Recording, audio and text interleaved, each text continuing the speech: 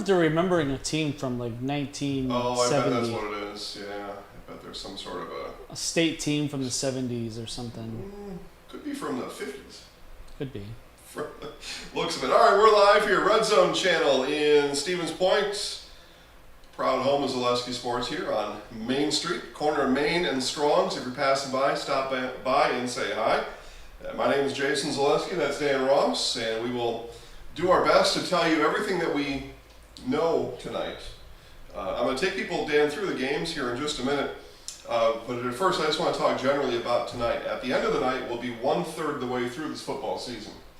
Already. And some schools haven't let the kids in yet, but we're already going to be 1/3 of the way through, and so that means we'll have had 5 weeks of practice. We'll have had a scrimmage, and sometimes in the scrimmages you face 2 or 3 different teams over the course of a couple hours, and then 1/3 of the way through the season. And by the end of tonight, me, Dan, most football coaches in the state, and some other people will know everything there is to know for the rest of the season, as it turns out.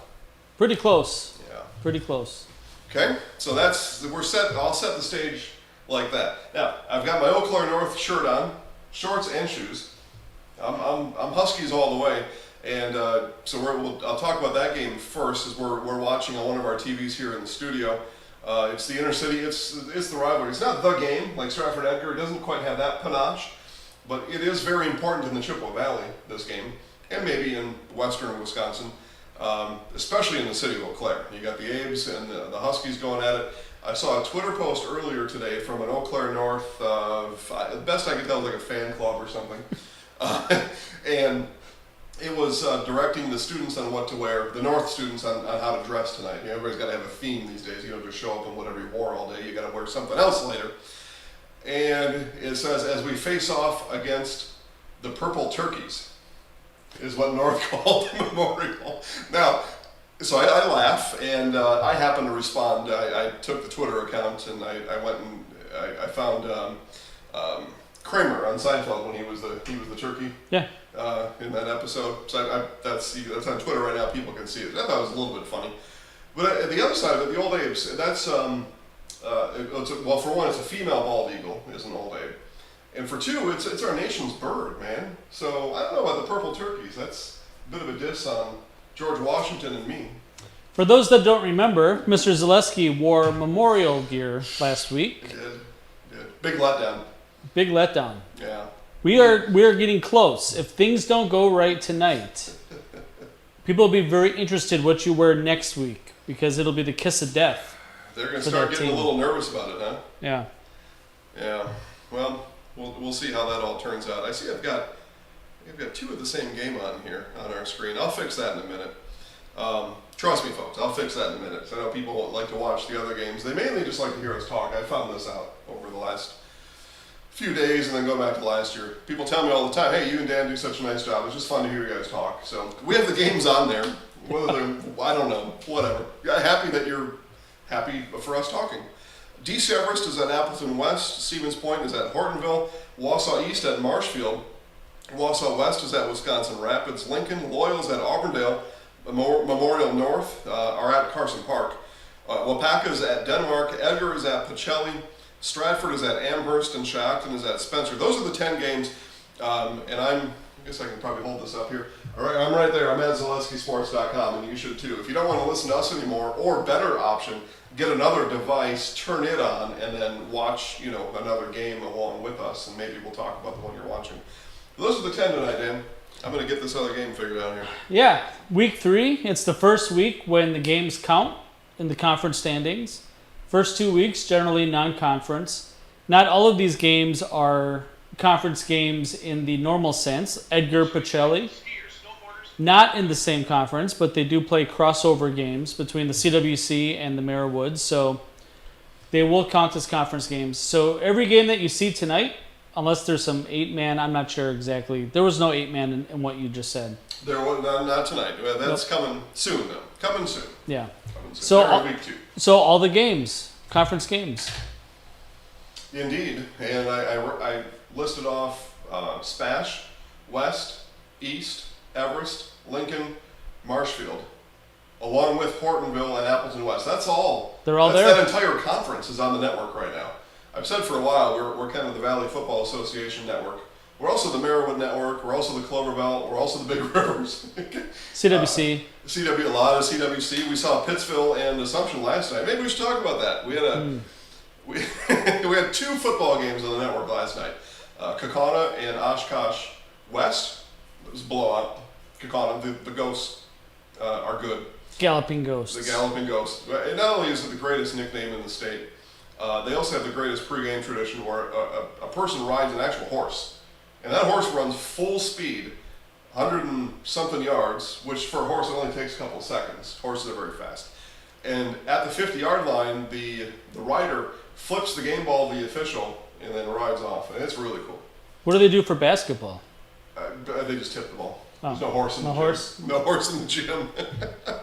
Now, that would be cool, right? Put a horse in the gym, then we're talking about something. That's like a cartoon horse because the feet are coming out underneath them. And then we had Pittsville Assumption. At Assumption, Pittsville routed the Royals last night.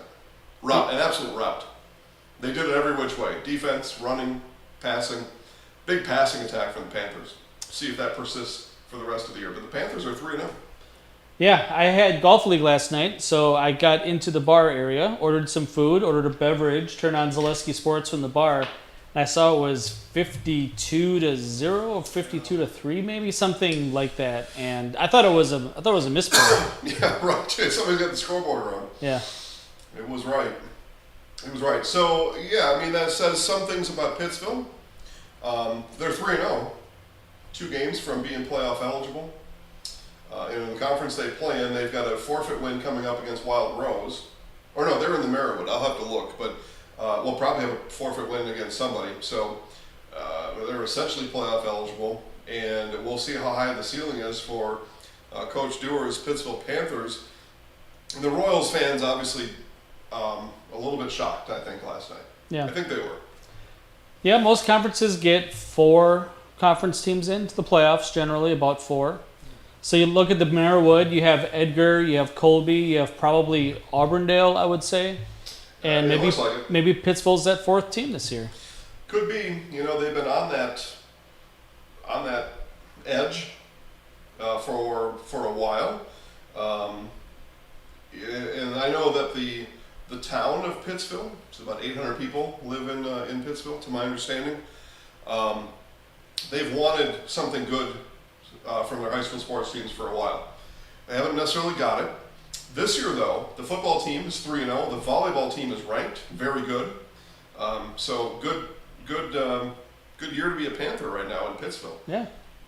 Turning it around. Some of these small schools, it really goes up and down just depending on the athletes that are in the school on a given 2, 3, 4 year period. And sometimes you'll see teams that just for whatever reason they have a bunch of great athletes and then they leave, and then the athletic programs, basketball, football, volleyball, softball, all of it, up and down and up and down, and that's the life of small school America.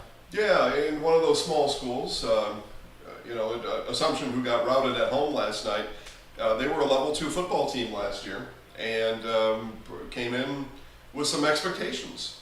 And I think maybe we're going to find out, again, as I said, if you're just joining us in my kind of preamble to this whole thing, that for me, Dan and other football experts are around the state, mostly coaches, some of them aren't, but most are, and other people too. Travis Wilson's one, he knows a lot about high school football, and there's others. We're going to make a lot of determinations after this week. Probably be able to figure out most of it, because a third of the way through the season, you are who you are. Other coaches are able to figure you out. People like me and Dan are able to figure you out.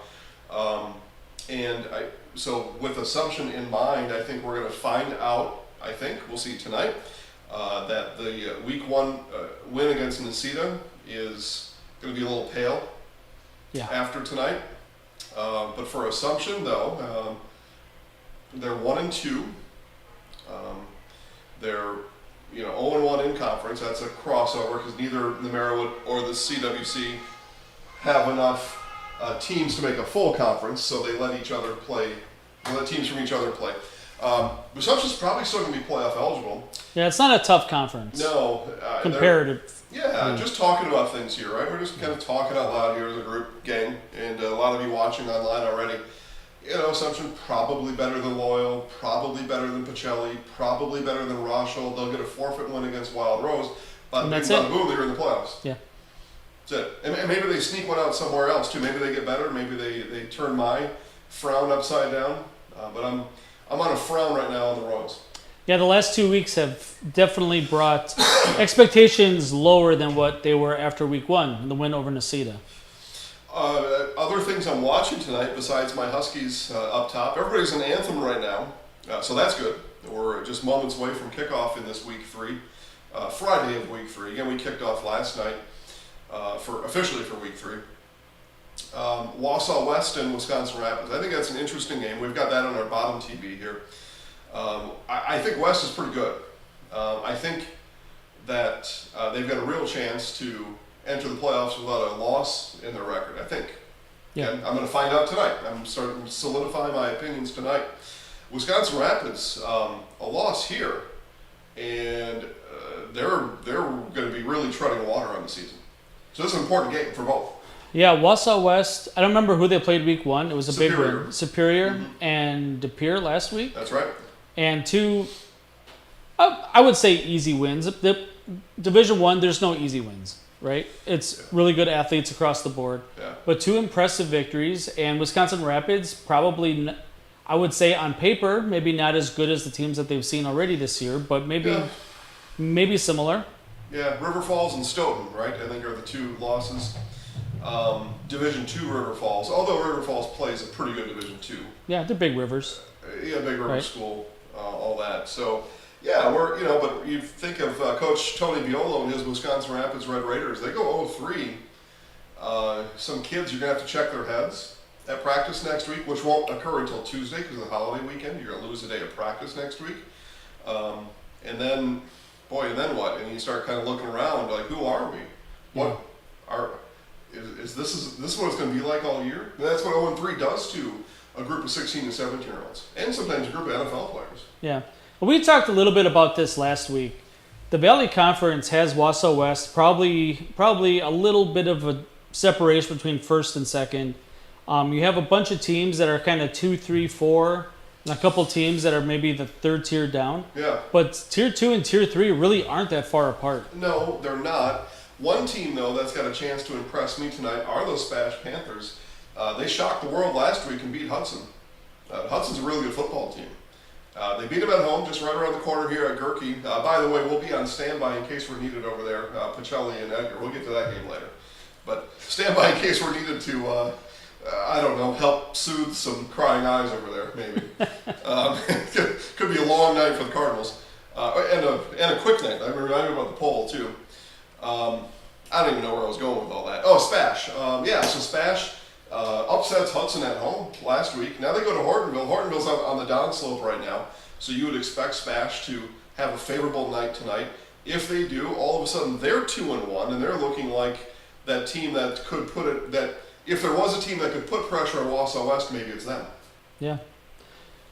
I did some digging this week to see if the high school athlete from Hudson was okay. I could not find information. There's an ambulance there last week. Yeah, right. And I heard stretcher was involved, and we pray that that fella's doing okay. And since it's underage, you don't get names, you don't get anything, and that's okay.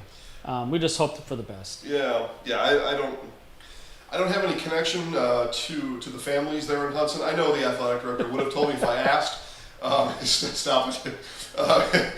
My shirt is good. But that is the answer. That's not what's important. The important thing is we just hope he gets back on a football field or does something he likes to do again really soon in the near future. Yep.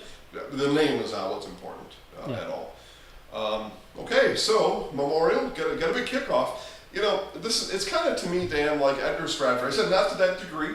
For those kids it is. For North Memorial, it's everything, this game. This is their state championship in a lot of ways. Because you get to walk around town now all until basketball season, whoever wins here, and you can say shut up to the other guy, and you can't say anything about it. So wacky things happen in these kind of games. We were there last year. Yeah. A 9:15 kickoff last year. Not scheduled like that. Lightning. There we go. My Huskies rally. Okay. So, and then looks like West and Rapids are maybe going to bring up the rear here in kickoffs tonight. But looks like we got it all going. I don't know, Dan, what other game? I mentioned 10 of them. Anything else you're interested in? I'm interested in what the poll results were. Okay, so I said remind me about the poll. Thank you. Auburndale is heading onto the field now to kick off against the Loyal Grants. Okay, good to hear they're active there. So the kickoff has happened. So it looks like we are kicked off everywhere. Our screen here, Dan, is a little bit behind. All right, so the poll, I have it up here. So yeah, we thought here at Zaleski Sports it'd be a fun little poll to do. Maybe we'll do it every week. We'll see. People like it. It's not meant to be a slight against any team, just so that's said out loud. So which will be the shortest game tonight? And if you want to comment down below in the device you're watching on, please. And we'll first off, we'll thank you for watching, and then we'll talk about your answer. Wausau West at Wisconsin Rapids, Edgar at Pacelli, DC Everest at Appleton West, and Loyal at Auburndale. And a runaway winner for the shortest game in this Twitter or this X poll, right? This X poll, Edgar Pacelli, 63%. That's a majority vote. Be the fastest game. Now, most of these games were put on here because these are teams that like to run the ball. So when you run the ball, the clock's just going to keep spinning. Edgar, tonight, again, they're playing just a few blocks to my right, which is the east. I got on Edgar a little bit last week, maybe a lot, about their lack of passing ability, their inability to throw the football. Now they completed a couple passes last week. That may have been more to do with Stratford than them, but a game like this one tonight, I think Edgar could probably score as many points as they like, and they don't have to throw the ball one time. That's my synopsis. They should, though. You think just for the fun of it? They use it as an opportunity to get better offensively. So second half, maybe, right? Because first half, I think you're going to stick to your script, maybe. I don't know. It's not a game I'm going to have on for many different reasons. One, I can only put on so many games here. I have it on my phone. You do? Okay, so you'll keep an eye on it. We have the Gerke press box shadows. Oh, yes, the sun comes beaming right in. Although each week that gets less and less, and in a couple weeks it'll be darkness when these games kick off, which is sad. I hate it. In its own way. It's a sad thing. Happy birthday to, speaking of Edgar, happy birthday to Coach Jerry Sins. Coach turned, I thought I read 72 on Tuesday. So Coach and I text every now and then, but I'll say it out loud here. And still going strong. He's got a really good football team this year. Coach really Sins. good attitude, just a great guy. A really fun dude to be around, right? Yeah.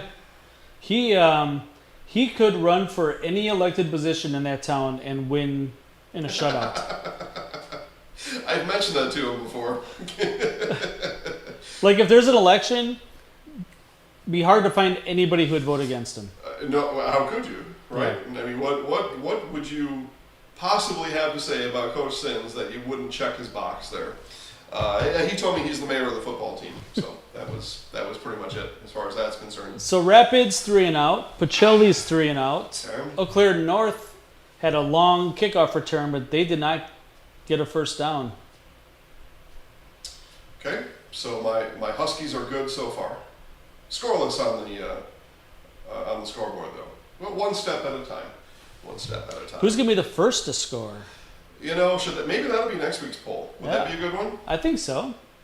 I mean, depends on the coin toss and that, but... Well, I don't know. I mean, that's something that if you sometimes go to that city over in Nevada, you get to have action on. No, you can go almost any I can state say now. Las Vegas, Yeah. right? There's nothing wrong with saying Las Vegas. They do that all the time, right? First to score, first penalty of the game, Yeah. first type of score. I mean, all kinds of stuff. Oh my gosh. A big fumble, Wausau West. Man, you know, Yeah. Rapids has it. Ray Reinick is a powerhouse. He's 41 there, Dan. He's the best. He's probably the MVP of the conference. I don't know if anybody would ever disagree with that. No. He totally just dropped the ball. Just laid the loaf of bread right on the ground. Well, I don't know why they're pitching it 5 yards back to him. Like, just hand it off to him. Exert Okay. your will. So, big opportunity for Wisconsin Rapids Lincoln. One of the things I started the show by talking about, we see the replay there. He hit out of his own hand. Yeah, and nobody was near him on either team. Yeah, he was running and his offhand hit the ball out. Wisconsin Rapids needs a win. They need a win. Now, of course, you need it and you're playing, maybe the best team, probably the best team in the conference. That's 5 more yards. And a couple of breaks now for the Red Raiders. So, you're at home. You get some breaks. You get a turnover. Who knows? Who knows, right? So, not a lot of action here so far, Dan. We're just underway. Thanks for tuning in. This is the Red Zone channel, sponsored by Security Health Plan. Security Health Plan, promises kept, plain and simple. Jason, Dan. We're going to order some food later. Now, we had made an offer to a neighbor here, but if you know anybody in Stevens Point that wants to trade some food for us talking about how great it is, and we will, let us know. Or if you have ideas on what we should have. Yeah, we had pizza last week. It was good. It was all right. Nothing wrong with it. I had a tuna sandwich earlier today. I could eat fish any day though. Yes. There's no limit to fish for me, especially the fried kind, the Friday fish fry kind. That you could just slather me in that. Like what was the dirty? Can I say that word? Austin Powers, dirty. Yeah. He had KFC in his. Dirty bastard, right? That's what we called him on the show. Yep. I think I can say that here. Get in my belly. So the fish fry is good for me in that way. Really good for me. Oh, man. So, okay, Lincoln's on the move. They are in the red zone. So are the Huskies. And this is what we're here to talk about is red zone.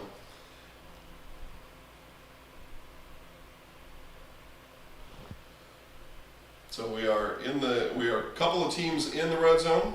Edgar is getting close. Edgar right now, handing the ball off and 4 blockers running with him down the field.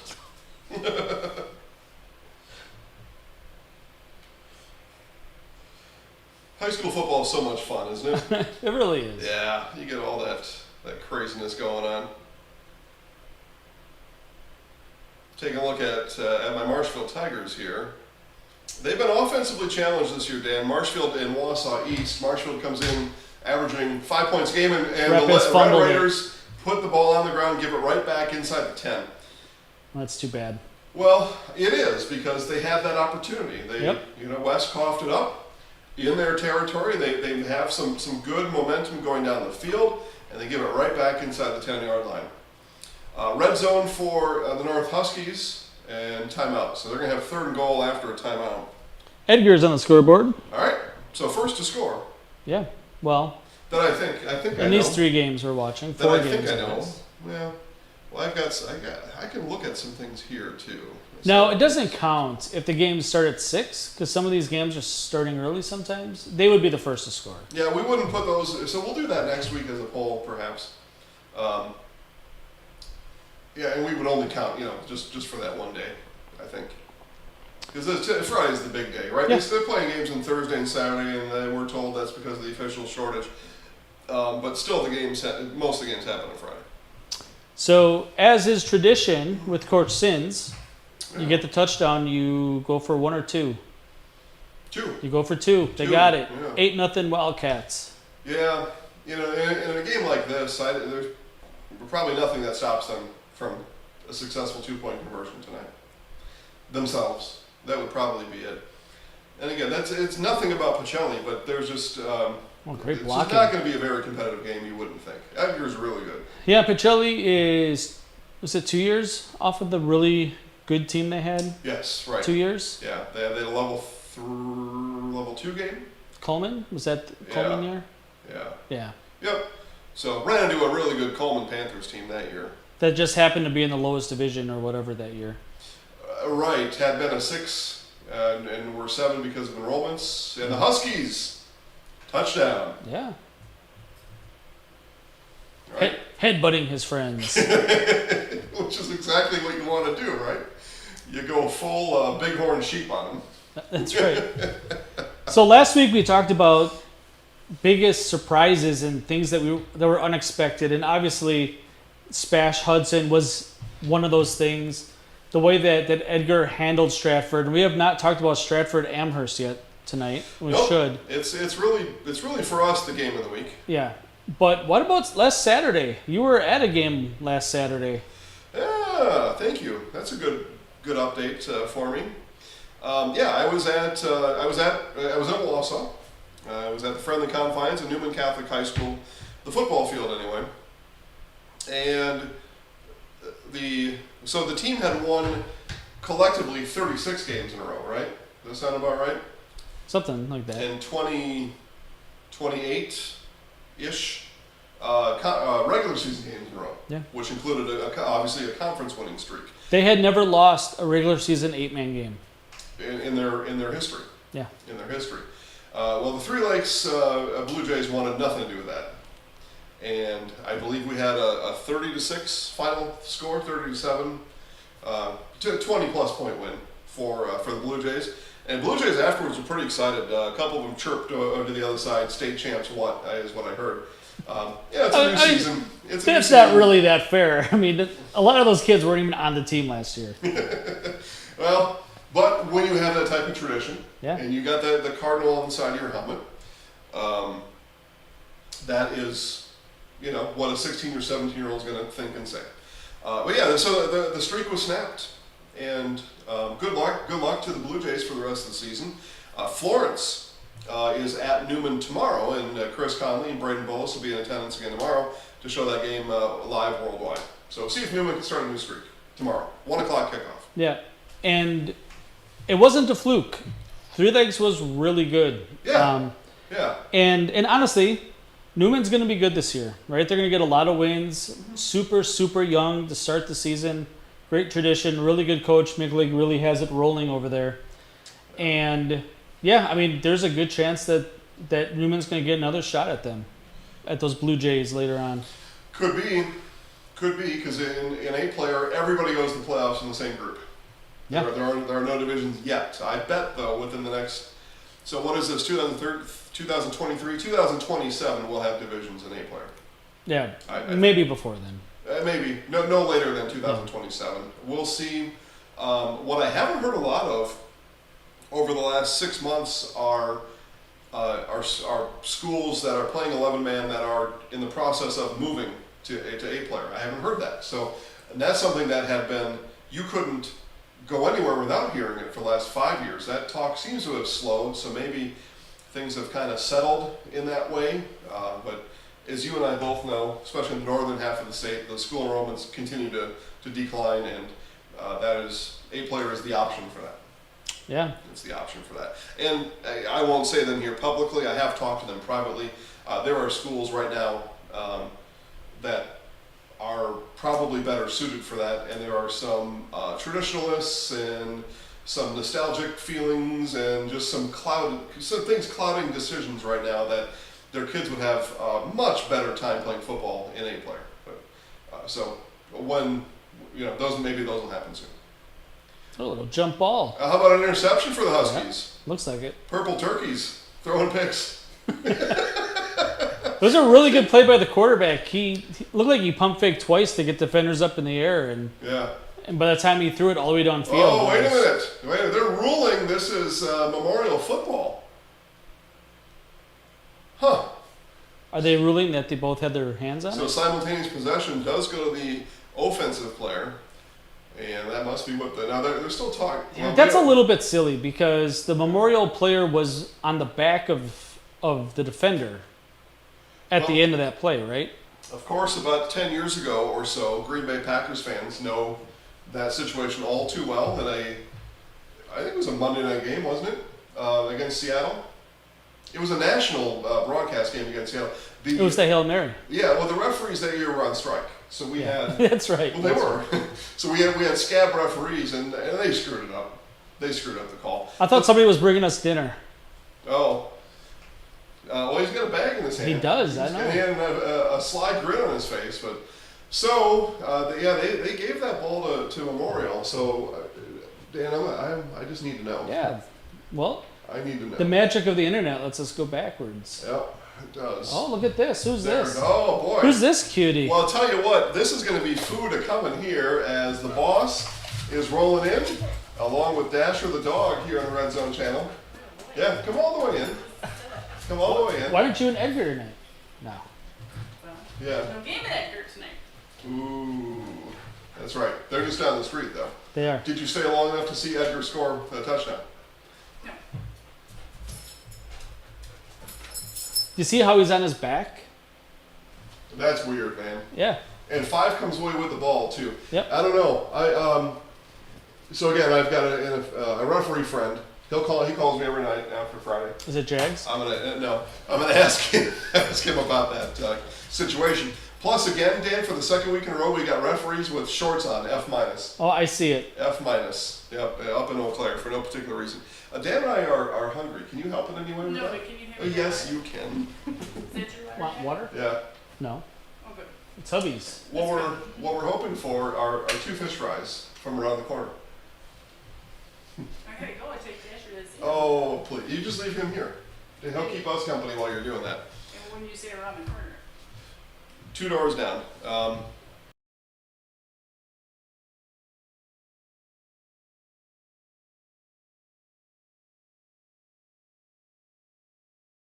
right, we got to finish football now. Okay. Yeah, leave Dasher here. He likes it. He's got his water sitting back there too. So Dasher the dog joins us on the Red Zone channel today.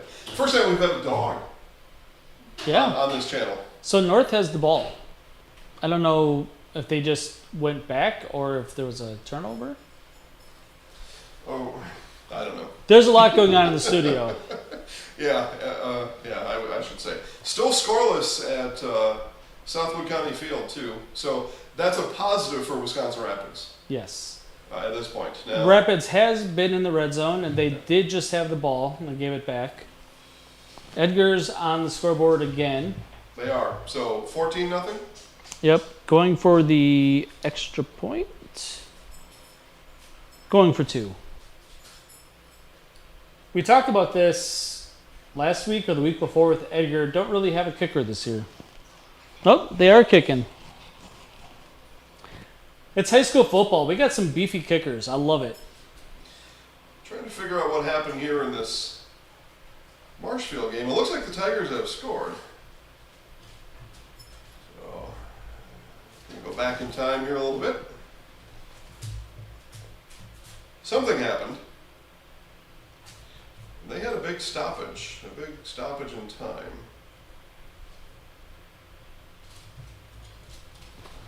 So Marshfield had a 4th and 1. I believe is what this is here. I gotta go back in time to figure this out. Marshfield was in the red zone though. And 4th and 1. And field goal. So 4th and 1 field goal attempt. Turn this on here so I can. From the 18-yard attempt. Ball placed down. Kick is on the way. Long enough and the kick is good. All right, so field goal puts Marshfield on the board. 3-0 at home against Wausau East. Marshfield comes into the game averaging 5 points a game. And they have 3 in the first quarter. Did they kick it from the 1? Was it an 18-yard field goal? About that. Yeah, so it's 4th and 1 from about the 3, maybe the 2. So they could have ran it, looked for a first down. I think maybe Coach Gadel just saying, you know what, we want to score some points. We've had some trouble offensively. I don't want to have this happen where we make this. I mean, they drove it. They possessed the ball for the first 8 minutes of the game. And it's a long drive all the way down the field. I'm imagining what I know about Coach Gadel, and he feels good about his kicking game. I do know that. And I can't let my guys come away with 0 here. It's probably with the offensive struggles they've had. It's a guess, all right? It's a guess. I'm not in the headset there. Lumberjacks' first conference game in a really long time. Man, oh man. Yeah, since 2019. Last conference game. Eau Claire North will have to punt Amherst up on Stratford, Okay. 6-0. Fumble. Wausau West has recovered a fumble, so Rapids puts it on the ground for the second time today. Not great. And West is going to be set up at the Wisconsin Rapids 26-yard line. This is after Rapids defense had held. Yeah. And a couple times now they've held. Yeah. Yeah, they're doing a good job. Defensively, doing a really good job stopping the West rushing attack. Yeah, so Coach Tony Biolo just got to be scratching his head. That Amherst field is pretty. Isn't it though? Yeah, And it's, I like the it's blue and the outline. Yeah. Cheryl it's nice. Tire Night out at the stadium there in Amherst. We've got Brendan Retzloff there. He's giving updates a few times a quarter on the field. He's standing on the Cheryl logo giving those updates. And then they've got some sort of a tire rolling contest at halftime where somebody can win like $1 million or something, and or something. And he'll be narrating that whole thing too. So Cheryl Tire Night, big deal there, and one of our fine sponsors here at Zaleski Sports. See, when you're a sponsor, you get me saying that. That's the part of the benefit of it. Yeah. I make sure they all get recognized. We're looking for a Fish Fry Friday sponsor We are. for the show. Man, I really thought we had one. And disappointed that we don't. Memorial big run up the gut, just outside the red zone.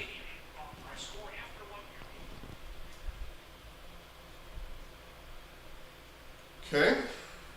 The deepest that Memorial has been so On far the tonight. 22-yard line of the Huskies. And we have no idea how either team has got the ball the last couple of possessions. It's been very confusing there at Carson Park. But again, weird things happen in that game. Weird things happen. North Memorial. Basketball, baseball, football, the whole thing. We had in a baseball game this spring between the two teams.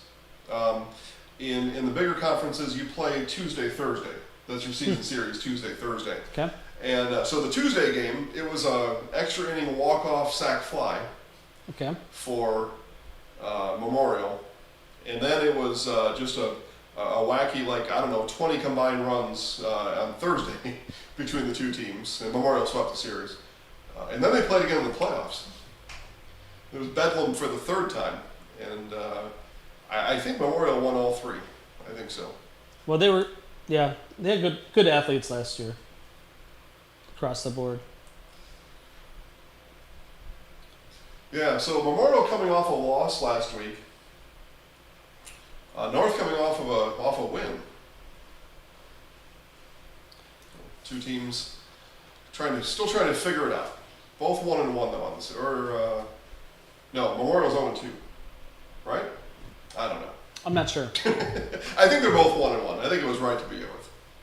So interesting. Rapids is really stacking the box on first down against West, knowing that they're probably going to run it one way or the other. Yeah. And West is finding success with 5-6 yard out passes just past the front defense. And they are down in the red zone, down to the 16, 1st and 10. Just got to show them something, right? And then later on, you'll come back to the run. Chris Pohl, touchdown for the Tigers. Fade route, corner. Tigers lead 9-0. It really shouldn't be too surprising. I think that Marshfield gets Wausau East at a really good time when they need it. Oh, yeah. Wausau Sure. East without a program for the last several years.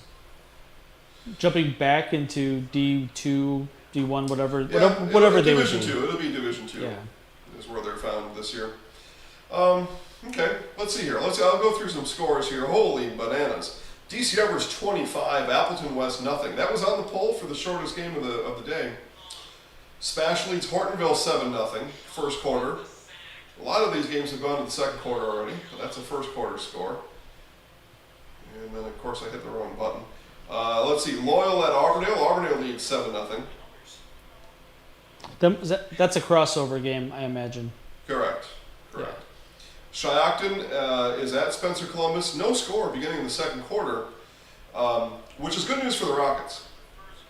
The Rockets have had some troubles this year, and so holding the other team at a 0 is an improvement. And now they need to see about scoring themselves. Memorial out of the end zone. Pass incomplete. Let's see, you said Stratford Amherst. So Yep, 6-0. Stratford is driving now. Yeah, people are complaining about audio issues in that game. Just so you know. yeah, okay. Deal with it. Turn it down. Turn it down is all I can say. Kind of breaking down the fourth wall. Before we go live, every week here, Zaleski gets panicked phone calls because live at 10 places, Yeah. rural Wisconsin everywhere, Yeah, right. right? Who knows what sort of facilities are around? Obviously, Yeah. like the really nice places, and the valley is always going to Yeah. be good.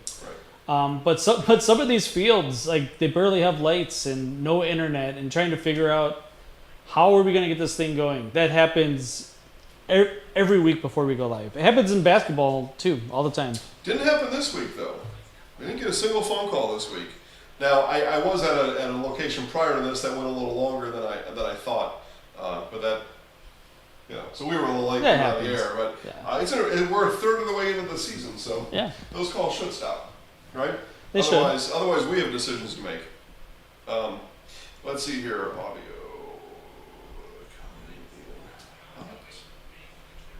I know the fix. We'll just see if Katie can do it here. Yeah, and a lot of times, if there are issues, feel free to speak up in chat. And the staff's not always watching all the comments. Yeah, they got a lot going on. Yeah, but someone will get to it. Someone will see it. Absolutely, eventually. So speak up. We're here to do a good job. That's our goal. So so Stratford or Amherst 6-0 over Stratford. You know, it's funny though too. We didn't go Amherst at Two Rivers last week, and so people were upset about that. And now we're at the game, and people are still upset. So that's also part of it. West goes for it on 4th and 1. Looks like they got it, but not by much. Wapaka 15, Denmark 14. Hey. The Comets are in the lead. End of the first quarter. Jeez, final seconds of the first quarter, and the Comets are on the move. So again, I'm talking about games that are on the network right now. And then West Rapids at 0s, North Memorial 6-0. It's all 10 games, Dan. It's all of them. Yeah. Marshfield 10-0. The extra point was good. Memorial's going to kick a field goal, a short field goal. Okay, the luxury of a big school, right? Yeah. You've got the kickers. We talked about this last week. If your school has a boys soccer team, you're almost always going to have a place kicker on the football team. Almost always, and a quality one. If your school doesn't have a boys soccer team, your 2-point conversion. Yeah. Generally the split. That's where the dividing line is, right there. Oh, the kicker. The kicker moved false early, started. and it got blocked. Well, but if he false started, they had to call it dead, right? I don't see a flag. I don't see a flag either. So it's going to go down as a block, even though Memorial's kicker false started, and that's what ended. That's why the kick wasn't quality, because he stutter stepped. Yeah, he started, he stopped, he got going again. High school Timing's all football, over. man. High school football. Speaking of kicks, Okay. the Oak Creek kicker last year went to Minnesota and he hit a 47-yarder to win last night Really? over Nebraska at the gun. Good for him. Yeah, 47 excellent. yards. That thing made it by a good 10 yards. That's excellent. He had a big leg on him. That is. I'm happy for him. Yeah, and the best part about one of my favorite things about high school and college football is that the kickers very well are number 99 and 94, Yeah. Right. Right. 76. High school sports, man. Yeah, the fans are jumping around at Well, Lincoln. Right, and why that happens is everybody else gets to pick their number, and then the kicker is last to pick their number, and they get whatever's laying around. Oh! Did this just happen?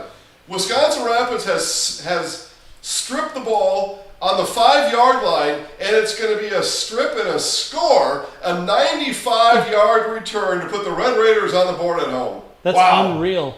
Wow, and the kids knew it. Yeah. The kids saw the future because coming out of the commercial, the Wisconsin Rapids student section was going bananas on 1st and goal with West having the ball.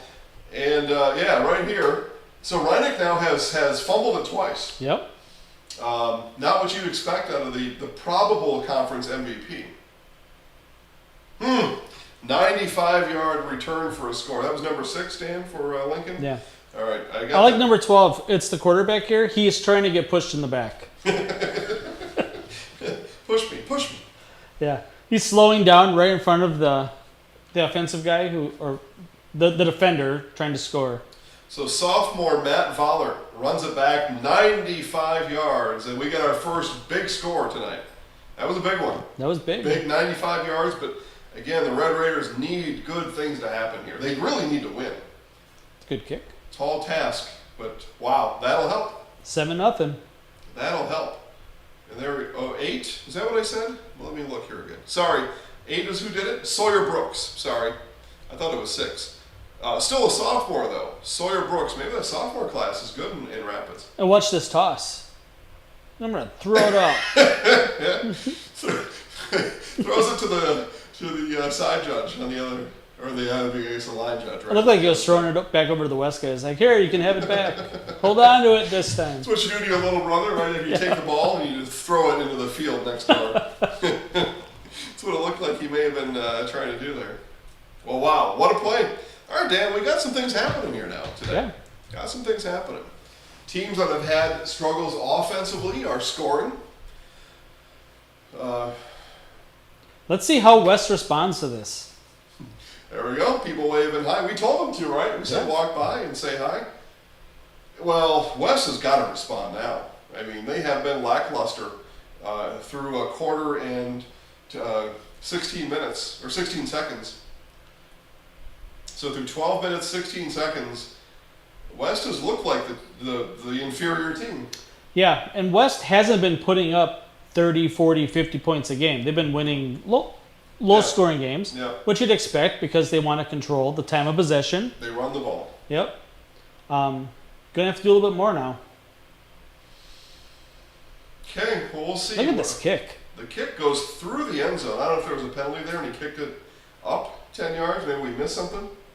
But either way, he sent it 5 yards through the end zone. Yeah. Good kick. All right, Division I high school that's also got a boys soccer team. So they got a kicker. And sometimes it's the same kid, right? He's their one of the forwards on the soccer team, and he comes out and he's the place kicker on football Friday. I've seen that a lot over the years. Stratford did not score. So What was their scenario? they had the ball. I'll see if they have it again. Amherst side of the field, about the 31-yard line now. We haven't talked about that game. I mean, we don't like to call any game conference championship games in week 3. But I think that we're going to look back at tonight's game as maybe the best 2 teams in that conference. Okay. Oh. So the Lincoln guy just threw the West running back down by the helmet. And he's high-fiving his teammates afterwards. He thought that was pretty good. Yeah, it is definitely 15 yards. They're gonna, It's like a horse collar, the helmet. He spun him around. Right. Okay, so I started talking about breaks that Wisconsin Rapids would need in this game. Well, that's a break that West got when they have no momentum at all in this game. None. And that's tough to do. Tough to have a 0 on your momentum scale. Oh, Amherst got a point over the last 5 minutes. Okay, so 7-0. 7-0. Yeah. Maybe they got that very hard to get safety at an extra point. Maybe that's what happened. Good sweep play here. Yeah, Kohler guilty, but a And flag it's comes coming out. back. Yeah, flag comes out for holding on the edge, so I'll take that one back. But sorry, I know you got that on there. But, That's okay. I'll come back to my Huskies later. That game is kind of dragged me down a little bit. Huskies are winning 6-0 over Memorial, but there is no pace to that game. Yeah. No pace. And, How are your Tigers doing? well, I'm pretty sure it was 10-0. My T-Birds struggling this year. Yeah, well, and I don't like them right now. They're on my naughty list. 17-0 Marshfield, so 17-0. And I see Tyler Kramer, Wausau East coach. He's on the sideline now, talking to our officials. We've got a reverse angle camera now in Marshfield. Oh, yeah, that's pretty nice. Making some improvements over there, so we're able to look. If you think you can turn away from us in Marshfield and look the other way, that camera's going to find you right back the other way. What that camera does is it gives us some really nice looks on a field goal and some other things. Plus, once those people get really good at it, they're going to follow Coach Dennis Gadel with that camera just up and down the sideline. Just to torment him. I'm going to go on a soapbox Okay, for a minute. The year is 2023. today it is. If you are a Division 1, 2, 3 team, you need to have a big enough press box to get media in there. Yeah. Because Minocqua does not have that today. Well, yeah, yeah, and I don't know how much of this I should get into here today. We have been asked, Zaleski Sports, we have been asked by some very influential people and some people who have the ability to, beyond us, enforce it. We have been asked to provide, if we could please, more coverage of high school sports. And along those same lines, what is being talked about is that if you're a school and your AV club is in the press box providing some sort of a video feed, that doesn't count. So this thing I'm talking about is they've asked us to be there and for the school to move the kids somewhere else, and Minocqua or Lakeland have refused that. So, okay. What we have the ability, Dan, and why I'm assuming you like being here and everybody else likes being here, is we have the ability in a statewide format, right? We generate hundreds and hundreds of thousands of viewers all across the state that come in and they see the good things that are happening in central and northern Wisconsin here on Zaleski Sports. Yep. They see the work the kids are putting in. They see the positive things that are happening. We carry ourselves in a positive manner all the time. That's what we have. And the school AV club doesn't have that ability. At the end of the day, it's about the kids. It's not about any sort of media production company. Obviously, Lakeland has their kids, giving them life skills for future occupations. That's fantastic. It's good. But there's room for everybody to do it. Well, right. So ideally, right, you would just accommodate. Yeah. Ideally, what we have offered to them and some others that have kind of gotten this way. There aren't many. This happens very infrequently now these days. But we offer to pay those people while we're there, and they can work with our production. So you talk about their life skills. Well, now they're going to learn about a professional broadcast, even if it's just for one night. But they're going to learn to do something even more involved in what they think they want to do, and we'll pay them while we're there. So that's why it's really disappointing when it doesn't happen that way. So Rachel's going to come out here and tell us some things. You can meet that She's going to come out and drink my water. over here. Yes. There are waters in the fridge back there and other Well, drinks. this is good. Okay. So Dasher the dog stopping by. The Divine Savior Holy Angels. I don't believe they have a football team, but they do have a volleyball team. And DHSA, their nickname are the Dashers. So the mascot's right here. That's It's nice. a Milwaukee area school. The Dashers. Right down I there. haven't seen Rachel since the shindig at the ranch. I'm still getting over my ankle injury. Oh, I was gonna ask, how is it going? Well, he's got it wrapped up. Yeah. It has been a month. Jeez. Has it been a month already? Just about. Yeah. Well, Is it feeling better day Yeah. by day? Yeah, Okay. it's getting Better better. than it did the day after? Yeah. Okay. Well, that's good news, right? Because that means something's happening in there. It took me 2 weeks to be able to put weight on it, yeah. Wowzer. except the day up. Wowzer. Yeah, the day of, you were prancing and dancing, man. Well, I mean, we're winning hardware. State That's champs. true. That's true. State champs. We have that hanging up in our window. I mean, You should. our room. State champs. Yeah, it sits prominently right in the living area at the Zaleski Sun just compound. off of it and it's just- Right at the compound. It sits right there. When you look at it, music plays in the background. It's like, oh, Angels rejoice with me. yes. They bestowed it upon us that night, Dan. The angels did. We have a low scoring week. Which is tough to conduct a red zone channel. Looking for showing some cheerleaders there. Word to the wise here. Amherst Stratford at ZaleskiSports.com. During halftime, they're having a tire rolling contest, some sort of game put on by Cheryl Tire. Watch that. You can turn away from us and go watch that, because I think that's going to be interesting. We're going to watch it here, so I have no idea what it is, but it sounds like something. A tire rolling contest. And I think one of the prizes, it's possible it's $1 million. Oh, that's really Wow. big. It's possible. I don't know that. That is not confirmed information. But I think it's possible that a prize would be $1 million. I hope it is. Yeah. Stratford 3rd and 2 from the 5. Okay, so we're in the red zone channel with the Stratford Tigers. Yeah. It looks like maybe a yard. 3rd and a couple from the 5. That's what you said, right? Yeah. Yeah. Maybe less than 2. Inside. Yep. Kohler Kilty. Got That's it. who you go to. Yep. He's the workhorse there. Kohler Kilty. Stratford state champs, reigning state champs. But they are 1-1 in the season. A rather dreadful loss last week against Edgar. You always see him falling forward, right? And the great running backs always fall forward because you get an extra yard or two. Edgar 29, Pacelli nothing. That's a score update. A Edgar candidate score. for quickest game. Edgar, that is one of our 4. That was what the voters chose. The voters chose. The ball is loose in there, Dan. Oh, touchdown to Signals. So Stratford comes back and scores. Extra point pending to tie at 7.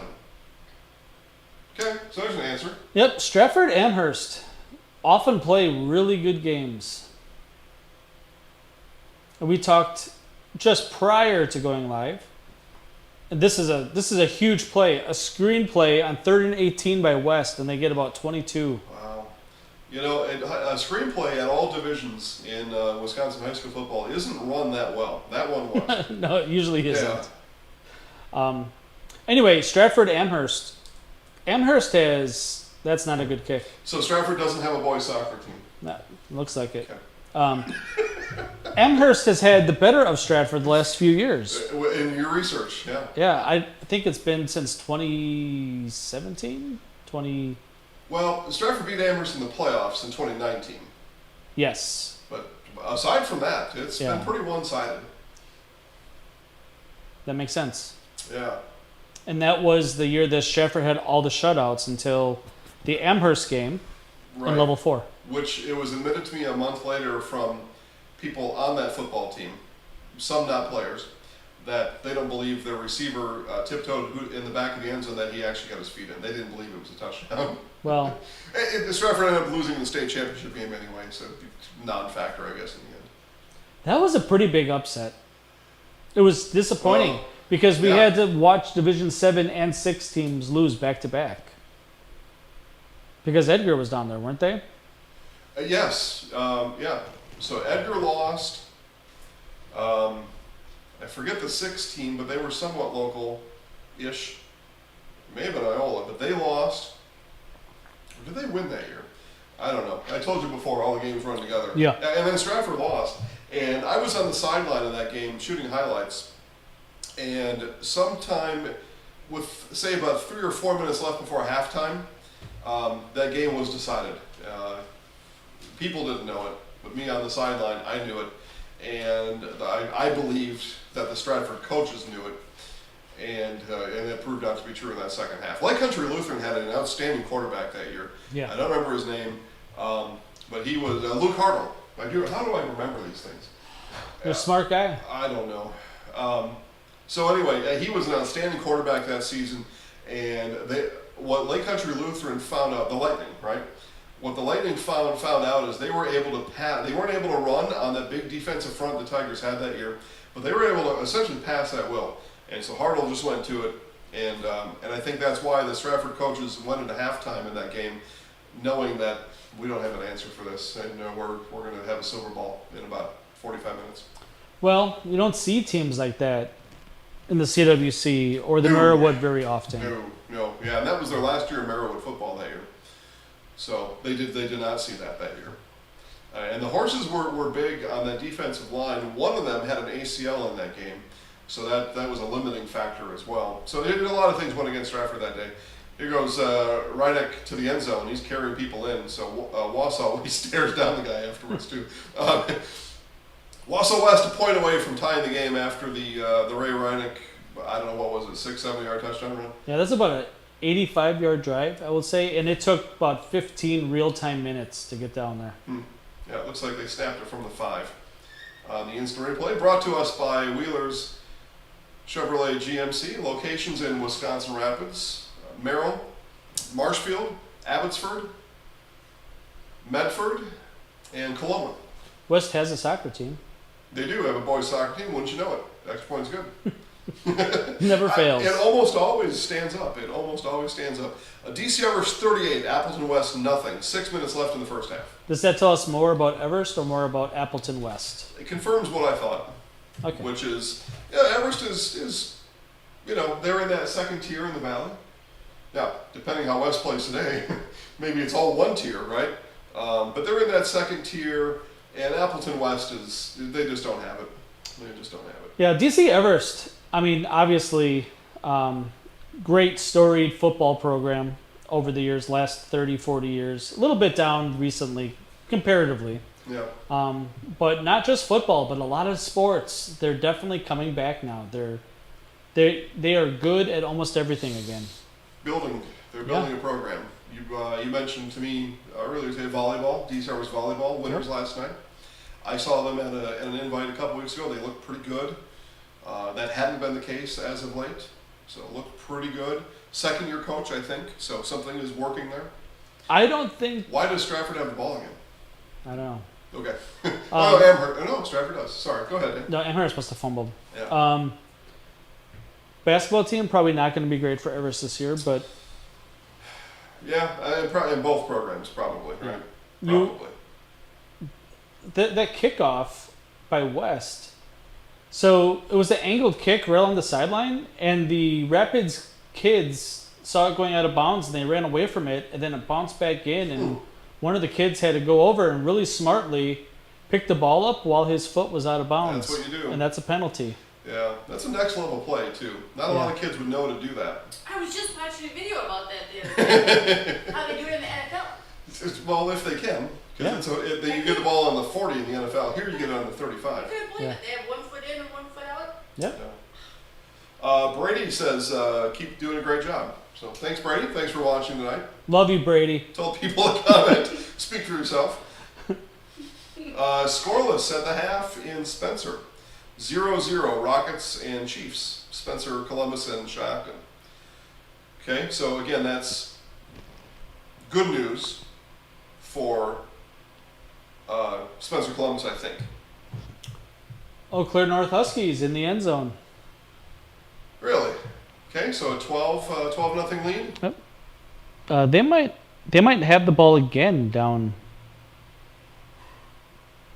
It must be. We'll say the ball's at the extra point location. They're going for 2. Okay.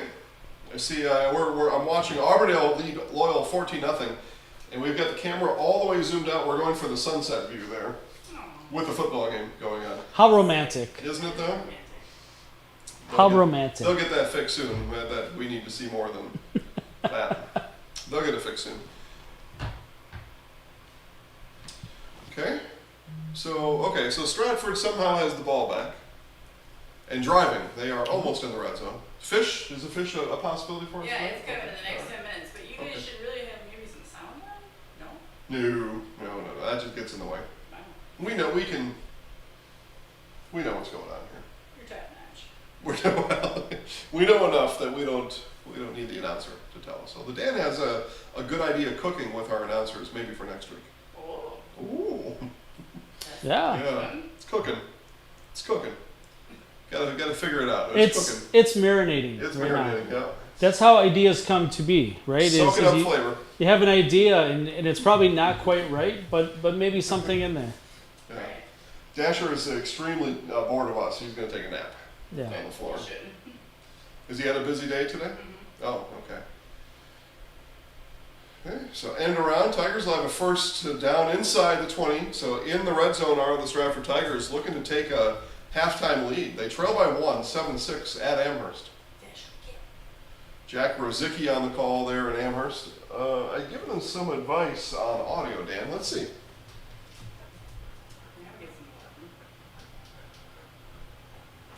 Be a gain of 5. Oh, sounds much better. Much better. So I can often just diagnose these things just by listening, because I've made all the mistakes. That's why, right? Everything that's been screwed up, I've screwed up once before. I thought this guy in the motorcycle was delivering the fish to us. Now that would be cool. But I'm not sure why he stopped there. He's just That's a Yeah. touchdown. he's just watching. Yeah, Tigers pass 18-yard touchdown or so. As they unpile here, I'll see from. Yeah, that's a long throw. It was a throw right on the money. Jack Tubbs, the quarterback there in Stratford, coach's kid. Do you want this door open? It might be nice to have some fresh. 12-7 Stratford. Well, then open the door if you want. Yeah, I mean, Here we go. it was caught 7 yards deep in the end zone, probably about 20 yards out, plus off to the side. I bet you that ball went 35 yards in the air. It was a good throw. A very good throw.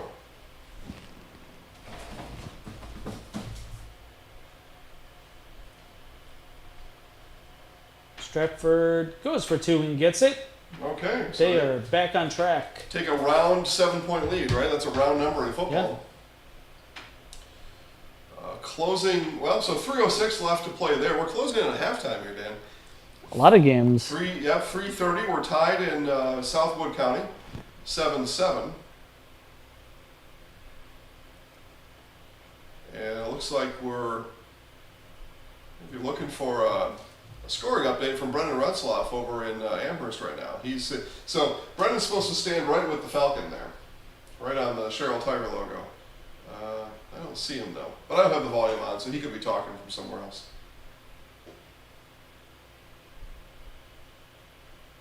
But a Falcon, the mascots are nice too. I'm a big mascot fan. Everybody knows that already. But It is the Falcon's a crazy. good one. So looking at Amherst, it's dark outside. In Auburndale, still daylight, right? Because in Eau Claire, probably Yeah. all daylight still in Eau Claire. Light enough anyway. yeah, Yeah, funny thing, isn't it? Funny thing. it's weird how the world works. Well, I remember we had the opportunity to go to Hawaii back in December last year, and kind of that same deal. We chased the sun as we took off from Los Angeles to Honolulu. It's a long day. It was a long day. It's a very long day. We went but that day though, it was fun. We went to the Pacific Ocean twice. We went once in California and then once in Hawaii. We had a long layover in LA, so Yeah. we hopped in an Uber and went down to Venice Beach.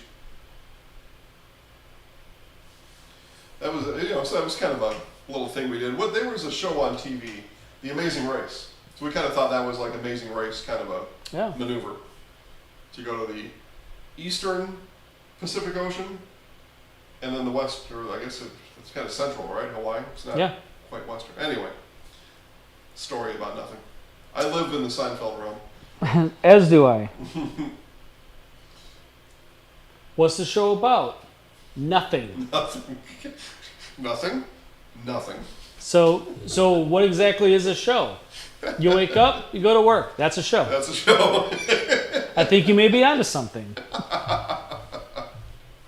This is kind of what this is, I think. This is a little bit what this is. Now I've got two here. I got an Amherst kid in penalty flag shoes, and we've got a Wausau West kid being covered up right now. He's a defensive back on the top of the screen. Also with penalty flag Yep. shoes. So I see these kids running around, and they look like two penalty flags running around the field. I see that in the NFL sometimes. It drives me crazy. The Vikings do that. They wear these yellow shoes sometimes. It looks like penalty flags everywhere on the field. Well, and there will be a penalty flag on the field here. Hard count, and Lincoln will move it 5 yards Yeah. forward into West Territory. Yeah, it was a hard count, but there was a lot of movement on the Rapids side, but it wasn't towards the line. They reshifted people from the left into the backfield, and a bunch of people were moving kind of all at once to change the formation. Caught West. Now, I don't know how good the Rapids kicker is, but there's under a minute to play. They're at the 33, 3rd and 5. So maybe they get 10 yards and they can maybe try to kick a 40-yard or 42-yard field goal. At least take a shot at it, right? Yeah. Because they've got a boys soccer team. They got a first down. Boys soccer team, Wisconsin Rapids victorious last night, by the way.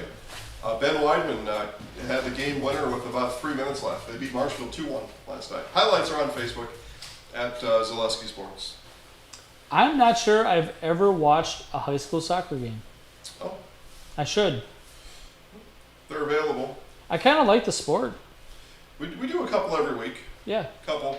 Pacelli and Columbus Catholic are what you'll see the most of. But we do, like I said, we were in Marshfield for Rapids in Marshfield. That was not a good play for Rapids. He's a big dude. West has some big dudes on the defensive line. The defensive lineman swallowed up both the quarterback and the running back at the same time. 79. That's a big Yeah. dude. And there's others, like 74 and 61, 51, whatever. They got three guys. They look like adults. Three guys. They do. We'll get on there. I wonder if they're wrestlers too. Did you see the score of the hometown Pointers last night? No. I heard they didn't win. They were playing Lindenwood, right? Lindenwood, Yeah. Division 1 now. Oh, I didn't realize that. FCS. Okay. So small Division 1. All right. 77-9. A late touchdown by the Pointers because it was 70-2. I was told it wasn't close. It was on ESPN Plus last night. I was at volleyball last night, so my mind was elsewhere. Yeah. My body. There's a lot of sports in college where Division 3 teams play Division 1 teams, Nope. Division 2 play Division 1 early in the season, Yeah. right? Yeah. Warm-ups for these Division 1 schools, and I'm sure that the local university here got a paycheck out of it, right? Thank you. They only gave me 1 fork for 4 meals, so I'm gonna go get another fork. Division 1 schools pay these small schools to play games and to probably lose. Correct. You see it in basketball all the time. It's $1 million, Yeah, right? and football more. Yeah. Rachel, we may have forks in the back. I already. Oh, okay. You know better than I do. So Point gets that paycheck. I have no idea how much it was or even if it happened. I Well, hope it did. At a minimum, they paid for their travel and their hotels and expenses. Yeah. At a minimum. Yeah. But basketball is different than football. Yeah. Division 3 teams cannot play Division 1 football teams and be successful in any way.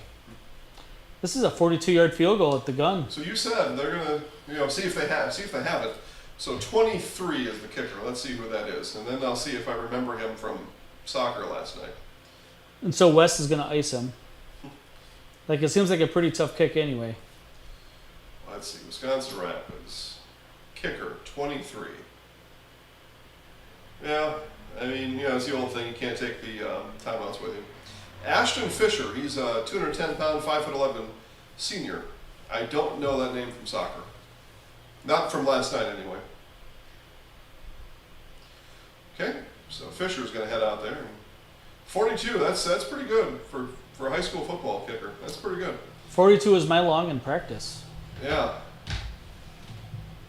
I hit the bar from 43 several times. Screwing around, I remember putting the ball on the kickoff tee and then taking a long run up, right? I mean, you would Yeah. never. I was like running for like 3 seconds to get to the ball. Like that's not feasible or realistic, but you could kick it a long ways if you did. Do you that. think he gets it there? I think he gets it there. I think it gets blocked. The extra point looked pretty good before. They got 2 guys standing back deep though. Short. No, was it? No, I don't think it was deflected. It had pretty good rotation Could on it. be. But you know what? I like it. The odds of you getting 3 points is better than throwing it up from 40 yards from there. So we're at halftime at Amherst. We see the Falcon doing a dance routine out there. He's not doing much. He's clapping his hands, doing some side shuffle and hand clap. But that means that, and I see the tires. So we got 4 tires on the top of the screen. So the tire rolling is coming up. I'm so excited. That's a really good mascot. I'm saying. And it's the only one I've seen so far this year. I've seen a lot of football games. You are a big fan of the mascots. Love the mascots. Especially in basketball. Love the mascot. College basketball's got the best ones. Best ones. Here we go. There's Mr. Retzloff giving his report from the sideline. You like it, and you like to see it. Now the cheerleader's going to come and probably hug Brendan. Do you think we could get him to interview a cheerleader before the end of the game? If the score was different, yeah. All right, so they got the tires, which is a good time to eat some fish, Dan. Yeah, we're at halftime. May as well dig in. Pretty much halftime all over, so that'll give me a chance to look at the. From a sponsor of the show. I missed another Yeah, I wish I could say their name because we were hoping to give them a little bit extra for their spend. we're still gonna eat the food anyway. And it's good. I've ate there many times. I need to catch up on Hard Knocks Edgar. A lot of happy faces after last weekend. This was a good episode. Yes, Yeah. it was well done. Trevor does all the episodes. This one was really well done. As Dan knows, the Boys of Fall country song. They play that after every win. Every win. And when they're on the road, they sing it on the bus ride back home. I'll let you go watch later. And everybody else hasn't watched yet. It was really well done. Trevor rode the bus to and from Stratford with the football team. I like it. That's it. You're out of here. Did you get those cords? Yep, he said I was. All right. See ya. Thank you. Oh, and Joe Arnold at Kirky right now is going to be bringing you and dropping off this kid All right. at We'll be his here. office after the game. We'll be here. Thanks, bye. Okay, Fish Fry Friday. It's appropriate. So they've got 3 contestants, or is it 4? Maybe it's 4. I saw 4 tires I there. thought I saw 4 tires, yeah. And they're interviewing everybody on the field. And commentary all of And Brendan. So he's going to narrate the tire rolling. And I'm watching. I'm interested because I have no idea what this is about. I hope they all get sticks, like in, like you see, like the 1940s and 50s, the kids rolling tires with sticks. Oh yeah. Now that would be something, right? Because that's a skill nobody likely knows. Yeah. So if you're going to win a contest, just a completely made up contest, that's the one you should win. I think. We have some viewers that they say, I should be out there. I've done this. I can roll tires with a stick. Okay, so we Those are brand new tires. Look at that. Cheryl Tire, proud sponsor here at Zaleski Sports, and this is why we feature them in Amherst tonight. So those of you out there who want that kind of treatment, sales at ZaleskiSports.com. We treat you It right. looks like there's men tees and ladies tees here. Oh yeah. Okay, so there's 4 people rolling a tire, and blue shirt. I think 1. I don't know what the goal was. Well, though. the mascot's flapping his wings and jumping around. He wanted it. That guy wanted it. Like a lot of times in these halftime games and that, you have a couple of contestants and they're kind of half-hearted into it. Like maybe the prize is really good, but like they're not going to throw a football from 50 yards into a garbage can probably, right? You saw that last year. Yeah. In Athens. Yeah, at Athens. Yeah. It's the bank there, right? The Forward Bank. Forward proud Bank. sponsor here at Zaleski Yep. Sports. Forward Bank. Forward Bank does a lot of stuff like that for the community. That's fantastic stuff. But a lot of times you see people that get their name drawn, whatever, and they're not really into it, right? Like maybe it wasn't their ticket, it was somebody else's. They're too scared. Someone just goes out there. The guy that won this, he wanted it. Yeah, yeah. I think those type of people you're talking about, they're still worried about what other people think about them.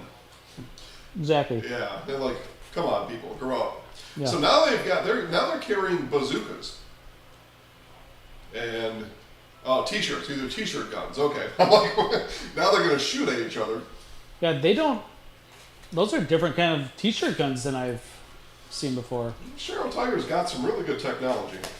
So I don't know if they shoot a lot of t-shirts over at Cheryl Tire. Maybe. But they've got air, right? You can go get your tire inflated over there. So they know how to do the air. Zaleski Sports Red Zone channel, where we give you play-by-play of the halftime games. The game within the game. Look, I warned people ahead of time. Sarah and Peggy Sue both watching. Hey, ladies.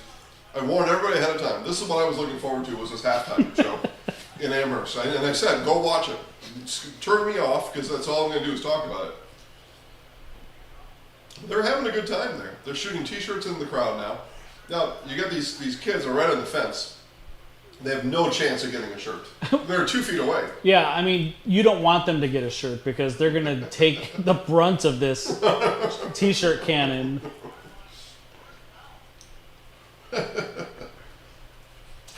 Now we have Pee Wee football. Okay. Family night at the ballpark in Amherst. Yeah. Okay. We got the black helmets against the orange helmets. This is where I turn it off. I don't have any interest in youth football. Not according to what I do now. My kids are not kids anymore, and so I'll just skip that part. So one of our we had 4 games that we had a poll on Twitter at Zaleski Sports, or on X. Sorry, on X. Wausau West at Wisconsin Rapids, Edgar at Pacelli, DC Everest at Appleton West, Loyal at Auburndale, which would be the shortest game tonight. And it looks like Edgar is and Pacelli are already back in the second half, so they're going fast over there. We can almost see the lights. We can see when they turn off. Especially when the leaves go. And I hope that never happens, but it will. It's part of living here. DC Everest, though, and Appleton West, also a candidate to finish first tonight, I think. But Edgar at Pacelli, that was a runaway winner on the poll on X. What's the score of that game? Edgar Pacelli? Yeah. Well, as soon as it comes on here, I'll tell you. Well, it may still be at halftime. They're playing a few too many commercials for this to be a timeout. So we talked about Hard Knocks. That's being featured on many of these channels tonight on these games. You go to YouTube or you go to Facebook Zaleski Sports, you can watch Edgar Hard Knocks football on demand. So we've got 3 episodes in the can. Episode number 4 is coming out on Monday. You can watch them over and over again. There's no limit. Just go out to those pages I told you about. You can watch all you want. So yeah, I guess they're at halftime there too. Maybe at halftime here, Dan, just about everywhere. Marshfield, that Marshfield East game was going very fast as well, which was not a candidate in our vote. What do I do if somebody not on the vote wins it? Then I still got to award a prize to somebody, probably. Yeah. Yeah. Okay. It's not coming up in my. I got to go back here. Oh, jeez, I clicked on the wrong game. It's just like sitting in our living room. This is what people get to see. So we have a LG TV, There we go. and there was an OS update a couple months ago, and it's so slow now. Really? Like seriously, you give an update that you have to download, and they want to put more advertising on it, whatever it is. But you go in an app to watch Netflix or whatever the case is. I was trying to watch Big Brother last night. First time I've ever watched Big Brother. Like a new episode? Yeah, I didn't know that was still on TV. yeah, it's Okay. like the 25th year or something. Oh, I have no man. idea. I watched one season on Netflix over the summer. And I'm like, you know what? I'm gonna watch this one, and I'm hooked. I'm hooked. I watched season 2 when it was, season 2. And then I was done. So good luck to you. Well, I mean, to be fair, we're gonna get a whole lot of reality TV and sports and nothing else. Yeah. which is kind of what Edgar Hard Knocks is, except it's actually real. There's no scripted moments. Yeah. But with strikes and everything else, there's gonna be no TV for a while. Are they still on strike, the writers? I don't know. I think The so. Writers Guild? I'm sure we would have heard if they weren't. Writers and actors both. Well, I mean, everybody knows they don't get paid enough, so it makes sense. The writers probably don't get paid. I mean, so we're not going to get into it here, but the writers have the same contract as 20 years ago, and streaming Do they? is different Okay. and stuff, right? Like, so that makes sense. Actors, it seems like they get paid pretty well, but nobody thinks they get paid as well as they should be. So Hey. maybe it's a solidarity thing. I don't know. Yeah, I can see that too. Is it possible we're at halftime everywhere? We haven't checked in on Spash Hortonville in a while. It's Yeah, halftime. Halftime there. Man, Smash oh man. 2010, Is that what it was? 20-10. Yeah, Yeah, okay, and that's expected. that's a road trip though. Yeah, Anytime you go to the Fox Valley to play a game. yeah. Yeah, Hortonville, Kale and Trevor are over there. How about the Comets? Comets are halftime too. I think we're at a standstill here on the Red Zone channel. Sponsored by Security Health Plan. Promises kept, plain and simple. This game was at halftime a while ago. Spencer Columbus and Shocked. There we go. 0-0. Here we Spencer go. Columbus and Shocked and locked in a battle. Zeros on the board. They are almost 2 minutes into the second half. Another pet peeve of mine. The year is 2023. Let's get yard marks out there, kids. Let's do it. On the field. Yeah. So, Edgar's the same way. well, I know who to talk to there. Yes. It's Jim. Yep. Jim's pretty busy. So a friend of mine, Busy golfing. well, he's busy. Yeah. A friend of mine sells the robots that paint those lines, and so if you're an athletic director or just an interested onlooker that wants your home field to be better, just message one of the pages or email sales@zaleskisports.com. I get you in touch with that guy, and yeah, you push a button and the robot just goes and paints Yeah, the it's all GPS. They have some grass issues here on the far side. I thought it was maybe the infield of the baseball diamond, but that's Oh. just not growing well. Well, it's a problem everywhere, I think, isn't it? So Smokey the Bear, speaking of, Smokey the Bear said that today was the worst fire danger here in central Wisconsin that there has been in a long time. Did not see any forest fires today, thankfully, but that's the situation we're in. It's going to be kind of a cooker this weekend. Yep, we've got football tomorrow at 1 against Florence at Newman Catholic. 1 o'clock, Chris Conley on the call. And then Sunday, Dan, I'll be in Anago. If you care to join me, I'll be in Anago on Sunday. It's the BABA State Championship game. The Anago Polar Bears and the Scandinavia Vikings first pitch at 2 o'clock. State baseball championship game. 95 degrees at first pitch is what they're calling for. But they're also, Dan, calling for a dry heat And this weekend. I thought it was going to be humid, but like it's not humid at 95. It can't be. No. Not this late in the year, I don't think. That's what I was told. It's a dry heat. I lived in San Antonio for 10 years. I know the dry heat. Yeah. It's still hot. It's still hot. It certainly is. Yep. And every now and then the dry line comes through and you get some rain. Yeah. Every couple months. Yep. This is my first extended look at Spencer Columbus this year. I know they struggled last year. First game of the year last year, Dan, they lost their quarterback and running back to broken bones. First game of the year last year. That's and it too was, bad. you know, you lose those two, it's probably going to be tough for you. I tell you what, I'm kind of digging the red and dark blue uniforms. Mm-hmm. I also, you know, and speaking of injury, No, he's going to get up. He's getting up. He's good. It's kind of like Rod Tidwell on Jerry Maguire. You got to stay down for a while. Let the crowd take you in. It's true. But Spencer Columbus, former Rocket, Hunter Lipke, is a member of the Dallas Cowboys. He made it. Yep. Did not get cut on Tuesday, and he was right on that line. I mean, He was close. right there. And so he'll have to play. You still got to play your tail off every week, especially as an undrafted free agent rookie. You got to have to play your tail off every week. And I know he's doing that. Yeah, and much like other sports, if you make it once, you have a better shot to make it again if you work hard. Correct. Yep. Yeah, and those rosters, especially at the bottom, those clubs like to churn those rosters all year long. Yeah. Anyway, they get really infatuated sometimes with somebody else getting cut over there. Yep. Oh, we want that guy, so you got to go. But even to make the practice squad, it's about $20,000 a week now. Mm-hmm. It's not a bad living, although you sacrifice your body to the overall good of the team. Right.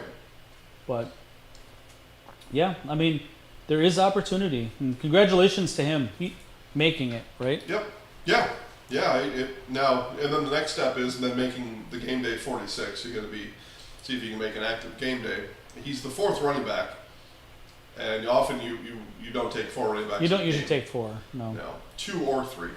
That's about it. Yeah, I heard that the Cowboys were going to take 4 this year. Well, they did. They did. Iola Scandinavia native, so I have to look it up, but signed to the Packers practice squad yesterday. So guys in the area, Dream come true, in the NFL. Mm-hmm. especially for the hometown team. Mm-hmm. Yeah, again, those T-Birds were, from 2014 to about 2018 were really good. They had really good athletes come through that football team. State championship along the way. Thrilling football over in Spencer. Yeah. Yeah. I think you've said it all there. So, we haven't talked about this yet this year. A lot of these co-op schools that have 11-man football, Spencer, Columbus Catholic, two separate schools, Yep. separated, but not that much distance. 10 miles or so. Yeah. What's stopping teams, not necessarily this team in particular, right, but some of these co-op schools from having two 11-man teams? Or 2 8-man teams. Or, yeah, two 8-man teams is what I Yeah. meant. There are still certain factions that I'm talking about, coaches and athletic departments. They still aren't sold on the 8-player yet. Just aren't sold on it. Yeah. There's one coach that's in our coverage area that we are, that we see often. Said to me, if that's the direction my school went, I would quit. I would quit as the coach. And so on one hand, he said, well, then good riddance, right? Maybe you're not understanding the temperature in the room. But on the other hand, it's this, just some old thinking, I guess. And the benefit is, and you and I have talked about this a lot over the last couple of years, but the benefit is that in a 4-year span of high school, it goes by in the blink of an eye. Yep. That you want to subject your kids to 50-0 rather than winning some games along the way. Because and what I mean by that is those 11-player teams that are kind of on that border, they've got 20 or 22 kids. If that. Your likelihood of winning a football game is slim, and the propensity that your team will have to losing 50-0 is high. And so you don't build a program that way. Kids then that are freshmen or in middle school, they see what's happening up at the high school football team, and they want no part of it. They go out for cross country or wait till basketball season or whatever it is. So you're doing yourself no favors when that's happening. And the other big thing that's changed, and again I mentioned this earlier in today's show. The big thing that's changed is now, especially, well, really it's statewide. There are so many teams that a second division is likely in the near future, and what that means is you've got a conference right around you. So other schools that are in that same boat they were, and now they're having great success. They're winning games. They're advancing in the playoffs. The kids are having a good time. Yeah. And every now and then you win a state championship. Yeah. Or whatever. Yeah. Conference championship. You don't lose 50-0 anymore. Yeah, I will say that when 8-man was first getting rolling, I was opposed to it because I didn't know anything about it, right? And football's always been 11-man. And then you watch the games, and I officiated quite a few of the games, and it has everything that the 11-man game has, except for 3 less people. Yeah. It's actually more exciting. It's a more exciting product. Yeah. A lot more scoring, a lot more passing, a lot more guys being athletic in the open field. There's a lot to it. Yeah, there really is. It's football. There are people in the NFL now that played 8-player in high school. Yep. So it's a legitimate sport, and I think, Dan, that's maybe, if I cut right at it, there are still these people out here that think it's an illegitimate sport, and they're wrong. Yeah. They're wrong in that thinking, and they're wrong because it is supposed to be about the kids. And so I'll say it one more time: getting beat 50-0, 7 games in a season. It's not it, man. It's not it. Yeah. It's not it. I Look agree around 100%. you. You got 20 on your team. Look around you, coach. Look around you. Yeah, it's not about you. Yeah, and there are some teams that kind of hop back and forth given enrollments and stuff, and that's okay. I think to be eligible for the playoffs, you obviously have to have a winning record and you have to be in the conference for a couple of years, but I think you have to be enrollment under 200 today. Yes. Yep. So I wouldn't. I'm sure it's going to be like 300 in 2 divisions or something. Correct. Like here. Correct. Yeah. And when I say look around, coach, I mean, there's more than one. There are a number of them. Yeah. A number of them that have said, if we did that, I would quit. And if, whatever. We're going to be 50-0, but I'm building something here. Like, coach, look around. You got 20 guys on your team. Look around. And there aren't more coming. Your elementary population is whatever. There aren't more coming. Now, Greenwood, just to kind of put a different spin on that, as games begin to come back here, second half. That was a long halftime. Well, they're 18 minutes now. It increased by 3 minutes man. last year. It was 15. Is it 18 plus 3? It's 15 plus 3, but it was 12 plus 3. Gotcha. Okay. Now it's 15 plus 3. Oh, almost broke it. So 18 minutes. And what ends up happening, Dan, is the last 5 minutes, the kids are just kind of standing around. They're ready to go. So Greenwood, Clark County School, correctly, astutely, intelligently, they moved to the 8-player a couple of years ago because they are, I guess, trusting of the math, and then says here, my elementary school has this many, my middle school has this many, and here's the community around us, and there really aren't any homes that more kids are going to come out of, and so we're gonna make this move because we want our kids to have fun playing football, and they are, but that fever, I guess, was kind of still burning in there somewhere, and so next year, Greenwood and Loyal are co-oping, and then 11-player. So we'll see. Some have said in that area, well, yeah, we'll see how long that lasts. Because if these are parents talking, if we're still getting beat, whatever to whatever, then we're going to ask our school board to put us back to 8-player. So, these things are happening. But by and large, these schools are, they realize their enrollments, they realize what they've got in front of them, and let's do it for the kids. And we're going to go the 8-player format, and like you said, it's football. It's the same rules. Still playing on a football field. Everything's essentially the same. All right, let's talk about something else. Yeah, Rapids has the ball on the west side of the 50. West side? West had to punt after a penalty on that big long run. 7-7 game. And That's an unexpected score for me. 7-7, West and Rapids. yeah, Rapids scored on the long touchdown, defensive touchdown. But they did drive it down inside the 5 one other time. They're outplaying West right now. Certainly are. And West has hurt themselves. They had 2 turnovers in the first half. So they've hurt themselves. One of those turnovers inside the 5-yard line. So likely, the coaches stewed on that at halftime. I don't know if they told the kids that, but the coaches likely were upset about that in particular. And inside the 5-yard line, going in to score, and Rapids ends up taking the ball and scored. Mm-hmm. So a 14-point swing there, probably. All right, well, we're going to depart from the Spencer Columbus Shackton football game on this screen. I don't know if anyone scores before overtime. Well, they have to score. Other than a weather situation, there are no ties in football. Somebody will have to score. Somebody will have to Some way, somehow. That game is 0-0 middle of third. Loyal, speaking of the Hounds, sticking with Auburndale. Auburndale leads 14-8. I'm a little surprised by this score. I am very surprised because Loyal got run out of the stadium last week at the hands of the Neillsville Grant Warriors. It was a running clock. It was almost 50-0 last week. Now Loyal, 1-score game at Auburndale, and Auburndale's got a good football club. Yeah. Now, I had mentioned that Loyal's going to co-op with Greenwood next year. Just look at the difference, Dan, in the sideline for Auburndale and then the sideline for Loyal. Yeah, You can see why. Loyal has 12 to 15 players in the sideline. Auburndale has 30. Yeah. Two very similarly sized schools. Auburndale will enter the playoffs in Division 6, but still similarly sized. Yeah. Loyal probably is also Division 6, probably.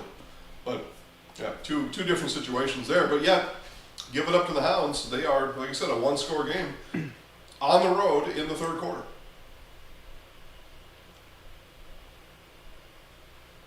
We've been blessed with some pretty good games in the area so far this year.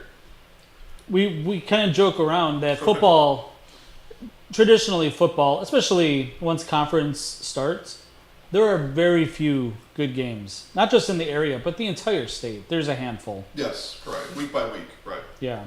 And week after week, we have a couple of really good games here. Yeah, I tell you what, Dan, we had a good time here last week. Yep. We're going to have a good time here every week.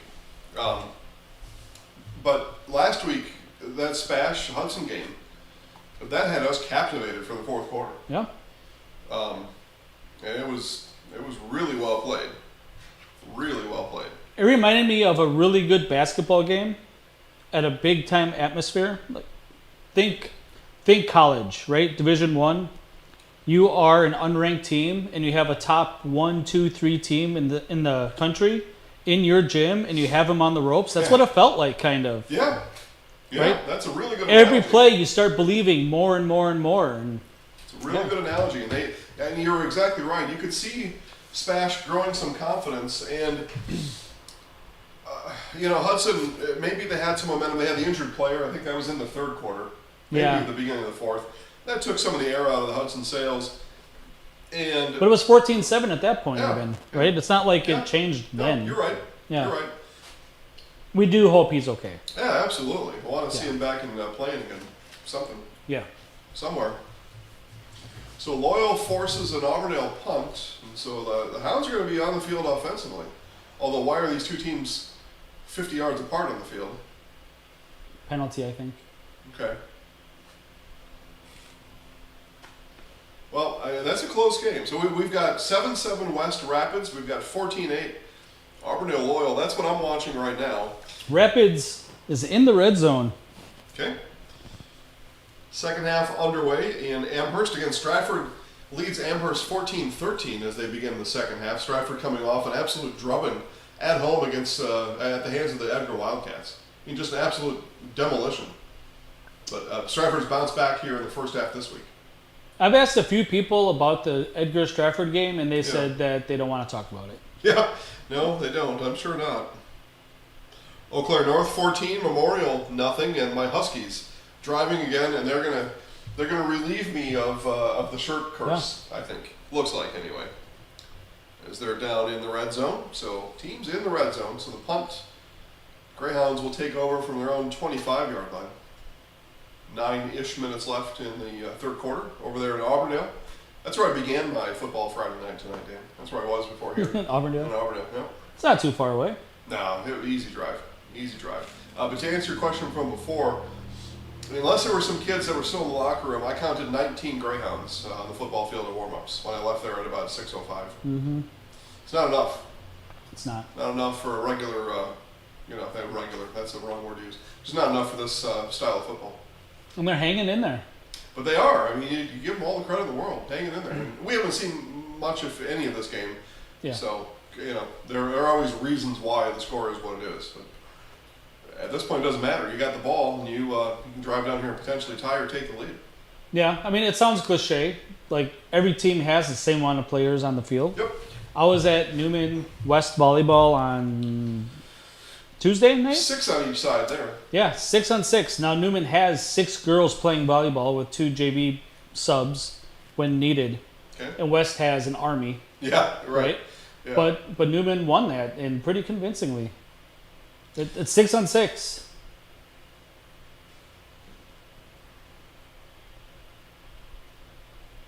Interesting. Just looking at some things here. So third down coming up. Over the years, Loyal hasn't been a passing team. They've been a running team. Chris Linder, the coach over there. Yeah, Rapids, big fourth down coming for Wisconsin Rapids. They're going to go for it now. They're going to talk about it. Timeout. Lincoln. Surprised they're not kicking. The last field goal didn't go that well, but it would be about a 35-yarder from here. So you've heard the term 3 yards in a cloud of dust. That describes, I think that originally described the Pittsburgh Steelers back in the 70s or something. It was every team the same. Yeah, okay. Because when you could drape yourself all over a receiver and there'd be no flag, you couldn't pass the ball. Well, anyway, you saw me lean my head back before. Yeah. Auburndale is fake punt or a botched punt? Auburndale's going to... Oh, he got it. He got it. It looked like he was gonna run until he thought that he had to kick it. Like he was holding it, like he was gonna kick it still. That's pretty funny. I like that a lot.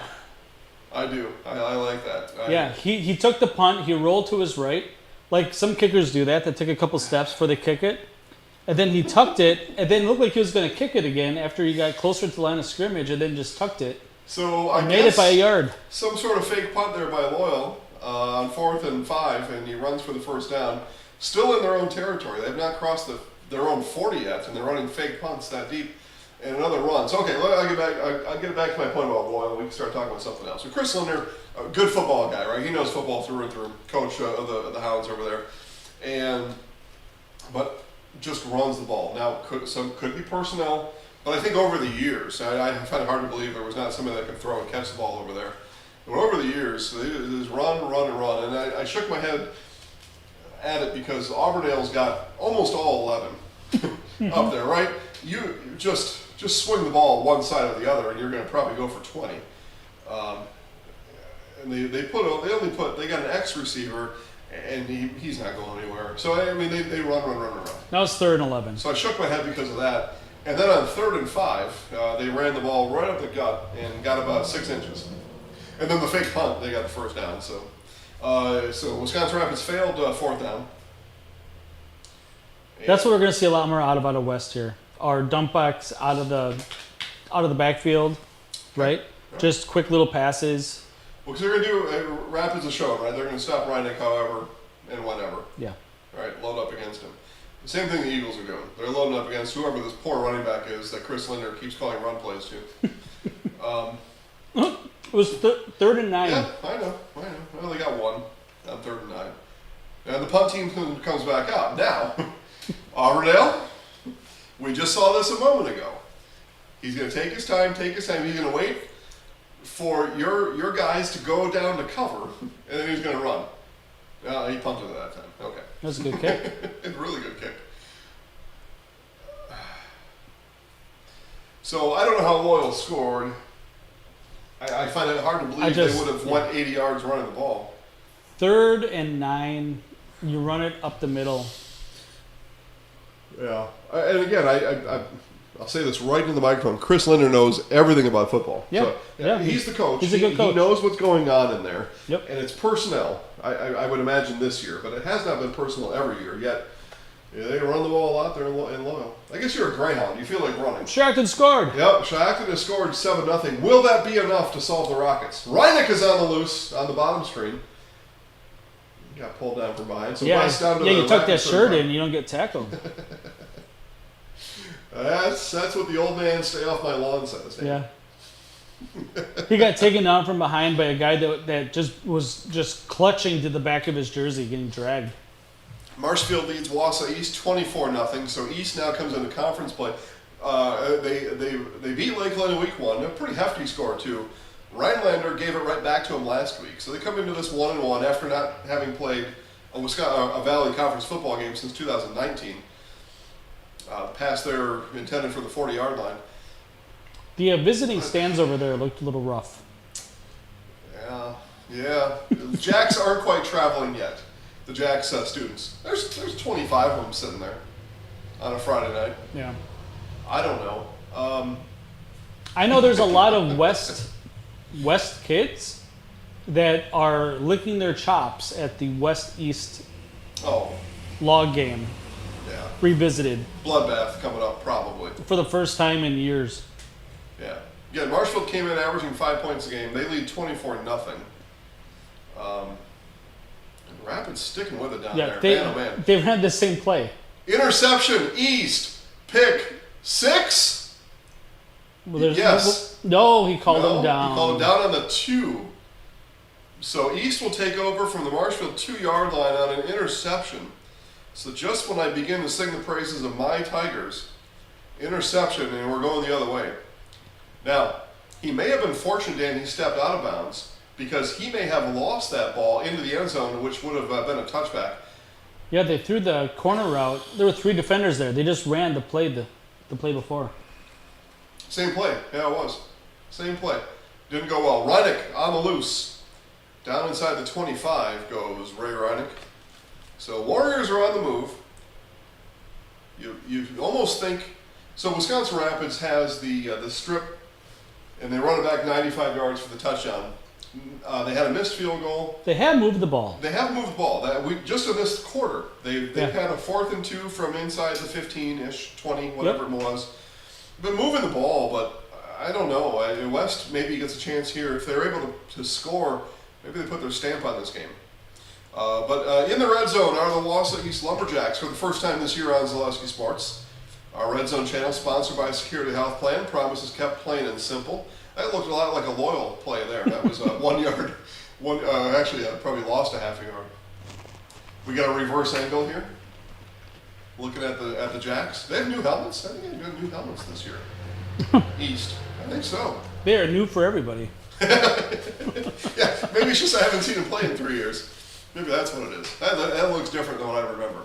Now again, I played against Wausau East a couple of years when I was a youngster, so it for sure doesn't look like that. It sounds. Rumors are that it might be the Wausau Wolves in a couple of years. Well, I hope they figure it out. And the Lumberjacks are in for a touchdown. Good for them. So they get the interception down to the 2 yard line, punch it in on 2nd and goal. First conference touchdown in about 4 years. Yep, since 2019. And we're assuming they scored that year. I don't know. Probably. I mean, it's tough to go a whole conference season in Division I football without scoring. That's tough. But we get great replays brought to you by Wheeler's Chevrolet GMC. Good looking there. Okay, so the Lumberjacks are on the board. First and goal for West. We've had everybody score on the channels today, Dan, except for Appleton West and Shiocton. Appleton West is not going to score. So well, it's a running clock. Yeah. They have the ball. They do. Well, let's keep it here. Final 3 minutes. Can you check the Pacelli game? Yeah. So we may have an answer to our poll question here. It's going to be close, I bet. May have an answer. It's probably going to be this one, but let's see. This game has been going on for an hour and 30 minutes-ish. The Terrors throw towards the end zone is caught down to the 10-yard line. So they may be able to avoid the shutout. That's what you want to do. Edgar is 11 seconds ahead of this right now. What's the score there? 50-0. Okay. Now, it will stop if they score. Right. They stop it for the timeout Correct. or whatever. Yeah, correct. Wausau West into the end zone. Take a 6-point lead with 31 seconds left in the 3rd quarter.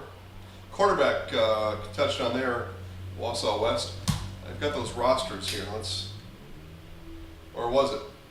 We get the replay. Yep, quarterback. Nice boot there by the West quarterback. Edgar's now 9 seconds up. We're not talking about the score, folks. We're talking about actual time. Because our poll question to NX was, we gave you 4 games. Which would be the shortest game? Fastest to finish.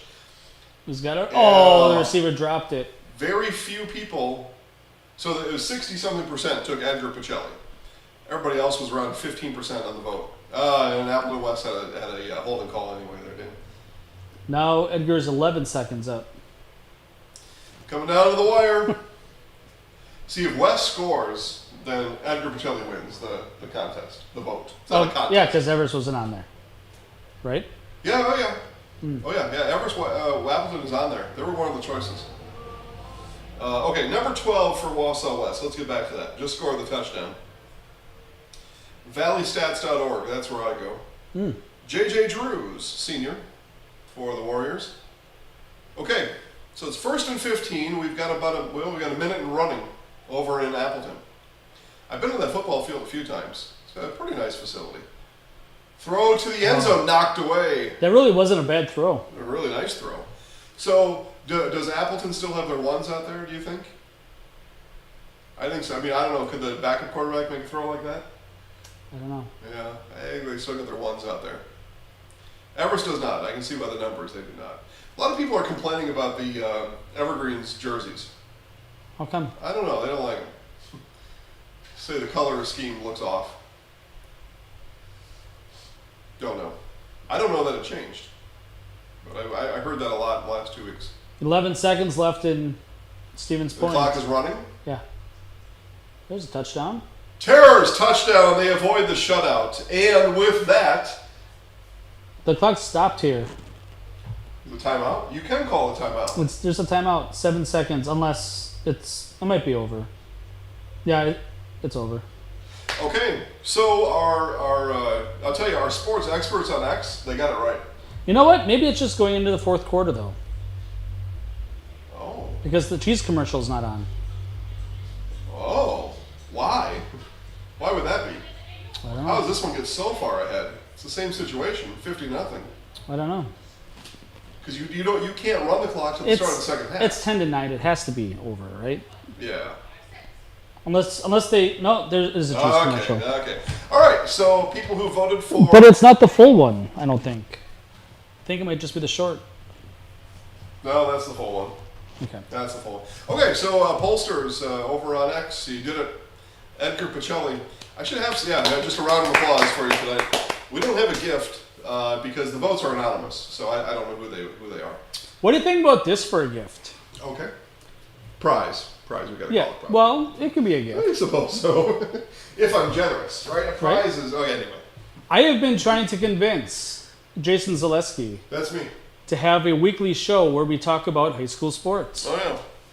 Okay. 1 hour a week. Yep. Nobody's doing this. Nobody is talking about individual conference by conference, team by team. And you're talking about all sports, not necessarily football on the show, right? Yeah, it'd be all sports. I mean, Yeah. Okay. football might be half of it. Well, because of football, right? Just Yeah. football. Football's half of it. 10 minutes on volleyball, 10 minutes on soccer, maybe some cross country. I don't know. Okay. It's not my company. But I hear from a lot of people who really miss the days of being able to read about their kids and their friends in the newspaper. Yeah. And you can't even find it online because But it doesn't exist. it doesn't exist anymore. There are some small publications that are trying, but it's an uphill battle. It's not going to happen. Okay. Keep talking. Yeah. I think so. If you are wanting an hour-long show once a week where we talk about football, talk about conference standings, talk about what happened, what is coming up, things to look for. In football, volleyball, there's a lot of volleyball on the network, but maybe even some cross country or soccer. Girls golf is going on now. Yeah. Girls swimming is happening. Tennis. And there are other things. Yeah. I mean, There are. at the end of the day, it's about the kids, right? Yeah. And that's why I like doing this. Yeah. Because I see they enjoy it. yep. That's meaningful. And everybody works just as hard as everybody else. And for some of the smallest schools, whether it's in the Clover Belt or Clover Belt might not even be a football conference, but There are some. Yeah. Yeah. there are, yeah, I mean, it's a big hole in coverage in local news these days. And like, I don't want to say that I'm a grandpa yelling at clouds or anything. I But hear it too. I do. but I miss it. I miss opening up the paper and reading about myself in high school Yeah. for the things I was doing. Like, it's really cool, and you feel like you're big man on campus a little bit. And Yeah, for that day. So and you think, well, somebody's actually paying attention to what I'm doing here. This is a good feeling. yeah, and all the families who are donating money to the athletic clubs and stuff. Yeah, it all matters. Yeah. So I'm most of the way with you. Well, I mean that. It could be a sincerely. live show. I mean that sincerely. Yeah. It would be a live show to begin with, and we've done weekly shows before, and those seem to go over pretty well. So we're pretty busy around here, and so the number one thing we've been talking about is sponsorship, and that's why these other medias have gotten out of high school sports because the local business community decided they were through with it. And we've been able to find some really good ones, obviously, right? We look under every rock, we shake every tree that we can come across, but there's only so many hours in a day. So sales@ZaleskiSports.com. If Dan's idea, you're in on it, you're a business owner or know a business owner that wants to be involved, you got to let us know, because that's what makes a big part of this happen. So that's number one. And then number two, Dan, I need the coaches to cooperate. Yeah. And so I'll tell you a story that's applicable today. This is something that's happening right now. We've asked an area girls golf coach to send us results, and you know how this story's going to end, right? And with that, that, so our current format with our written content is a picture, right? So social media is about pictures. Yep. And that's where people are now when they're consuming their news on social media, for better or for worse, right? And that's the discussion for the political channel, I suppose. But for this channel, people are consuming their sports with us on social media. Here we are today on Facebook, X, and YouTube, and Instagram. And this is where people like to be. It's 2023. Yep. That's where they like to be. And so we have a picture. So we'll have a picture of that student athlete and their accomplishment. And then we'll write about their accomplishment, 1 or 2 sentences. And Security Health Plan picks up the tab on that. Yes. They want to make sure that is going well. That's the reason we're sitting here today, too. So And, Security, and their they names get all it. over those. They get it. Yes, Yeah. of course it is. Yep. They're on the same mission we are. They want these kids to be recognized. How many views do you think they get a week? Oh, gosh. 6 figures. Yeah. Yeah, 6 figures. Over 100,000 people looking at the sponsor's name. At the sponsor's name Yeah. and the picture of that kid and what that kid did. So we had a girl earlier today have a hole-in-one. That's awesome. It's great, right? You think I get coach to send me a picture of her holding the ball? So I'm at a loss sometimes, Dan, on that. So yeah, by now I know the name because me and the rest of the staff here, we get it, and we scour all the wire, which these days is Twitter and Instagram and Facebook, and we find these kind of things. We're subscribed to the right people and all that kind of stuff, but on social media, I can't just steal somebody's picture No, and you then put can't. on ours. That's actual theft. Yeah. Right? I'll get hauled into court. So the coach or the families or somebody has to submit these photos to us, which they do. That's all those pictures get on there. But so for the show to work, I would need coaches' cooperation in the stats. I can tell you, I don't get any stats for cross country for any school. I don't get stats for any swimming for any school. I'm talking about right now, like the last couple weeks. I get no stats for swimming. I get no stats for cross country. I get no stats for tennis. And we do pretty good, obviously, with football and volleyball. So help me out, coaches. Help me out. Because otherwise, what am I going to talk about? Yeah. Right? It would just be a football show then, which is fine, right? If that's what people want, I'll do it. But I know what's going to happen is the moms and dads are gonna retaliate in some way because they like to. And then I gotta say, well, it's your coach that's not telling me anything. And Yeah, then you don't want there's to a be big in that fight business. going on. Yeah, it So makes help no me out, sense. right? You get a hole in one. Why do I even have to ask? Yeah. Your kid got a hole in one on your team. Why does the media even have to ask you? You should be shouting that from the rooftops. There's no doubt. And Okay, I mean, that's it. yeah. A friend of the show, Travis Wilson, Yeah. has a great website that does really well for football. It's it's a football country, Yeah. right? Yeah, and it's a football website, really. Maybe a good basketball Yeah. there too, but it's a football website. Good basketball. They do have volleyball results on there a little bit. Some, not many, but some. Not their fault, by the way. Same story. Coaches have to submit everything, Same right? Yeah, it would be really nice to have something that celebrate the sports that aren't football, Yeah. football and the other sports, I Yeah, guess. yeah. But yeah, I mean, just thinking out loud, 10, 15 minutes per conference. Yeah. Yeah. Yeah, I'm more than willing to do it. The more we can say kids' names, the better. Yeah. Yep. Just like you watching at home, you get compensated at your job. I'd like to be compensated for my time. Funny as that may seem. It's true. And yeah, if you want me to talk more than just football, when the kid on the golf team gets a hole in one, your coach better tell me. You got to tell me. The coach should anyway. That's crazy. Just crazy. Crazy, just crazy. So, and that's not the only one. That's just one that happened today, like in the last few hours. There are many of those instances where we find out, and then I still have a coach, Dan, a softball coach, that texted me in April. I had said to this coach, could you please send me the book for tonight? That coach later said, I'll send it in an hour. That was in April. Yeah. I hope it comes tonight. So do I. So do I. But, oh, man. Yeah, I mean, listen. As we talked about before with Lakeland and some of the others, right? We have been able to, through the help of many dozens of people that work here, been able to affect this entire state of Wisconsin with high school sports coverage. Well, this is unreal. And if you want to be in on that, we will let you in. Yeah. We will let you in. All you got to do is tell us what your team did. Okay, so West is on the move again. Rapids moved the ball all the way down the field, and they fumbled it again. Been the story of the whole game. After West missed the extra point. It's only a 6-point game. Yeah.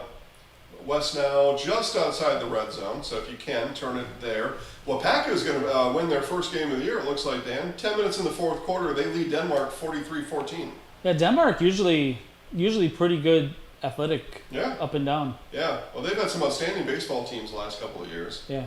But football has been pretty good too, but not tonight. Although, no, those are the Comets. The Comets may get 50 points here. They just scored. They're on 49. Running clock. It will be a running clock after the next kickoff with 10:33 left, or 10:30 actually. 10:30. It's Close. close enough. I would put the stamp. I do put the stamp of approval on that. You've ran this equipment before, right? It's not always. It's complicated to get it right exactly. Edgar Petrelli is still playing. So that was the third quarter that we saw end. Yeah. How can that be? There must have been a delay or something. How can that be? So Wapaka. Although Edgar scored a lot of touchdowns in the first half. Yeah, So a lot of stoppage there. let's stop it. But so did DC Everest. That's though. true. Yeah. That's true. Wapaka hangs a 50 burger on Denmark. 10:30 left, and they'll have a running clock. Congratulations, Comets. Yeah, Coach Bennett Hansen. Mike Wendlandt will go and he'll have a good time talking to Coach after that one. You always like, the Wapaka Comets football team has struggled over the last number of years, and every win is precious. Every win, and they got one tonight. Tight game at Carson Park. Eau Claire North 14, Eau Claire Memorial 7. A big 4th and 1 coming.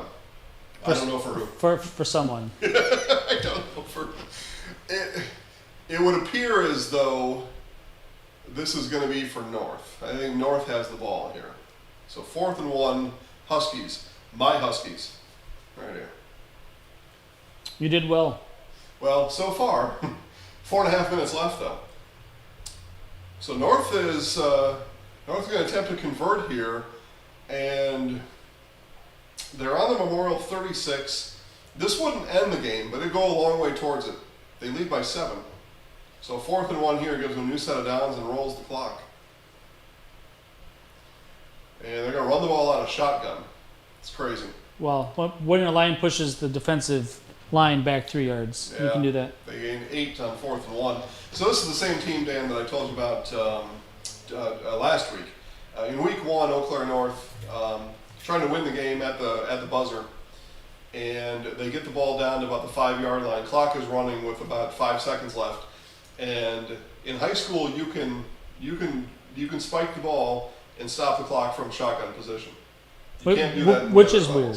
Yeah. It is a little weird, right? But here's the other thing. When the clock is rolling with 5, so 5, 4, 3, and you're snapping it in shotgun, it takes time. You're never going to get it off, and they didn't. So they would have had a chance to kick the field goal to win it. They end up winning in overtime anyway.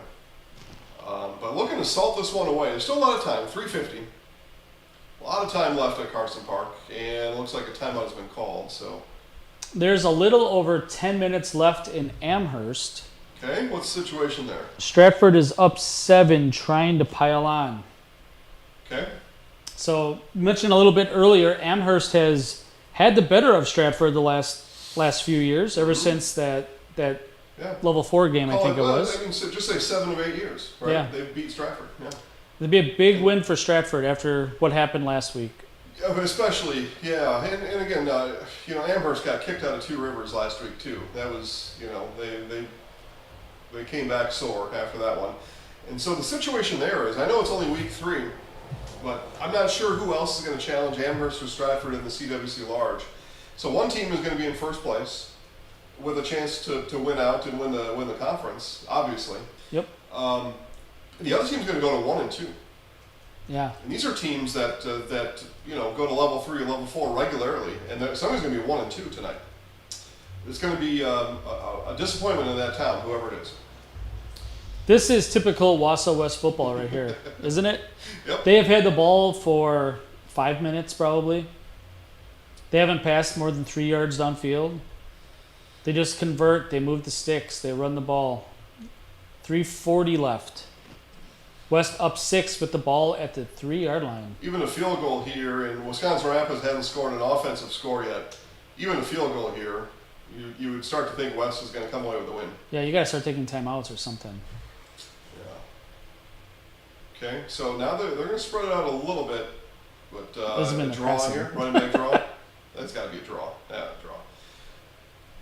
Good penetration. Oh, big block. What a block. Wow. All right, West takes a commanding lead, right? 19-7. In Yeah. this game, that's commanding.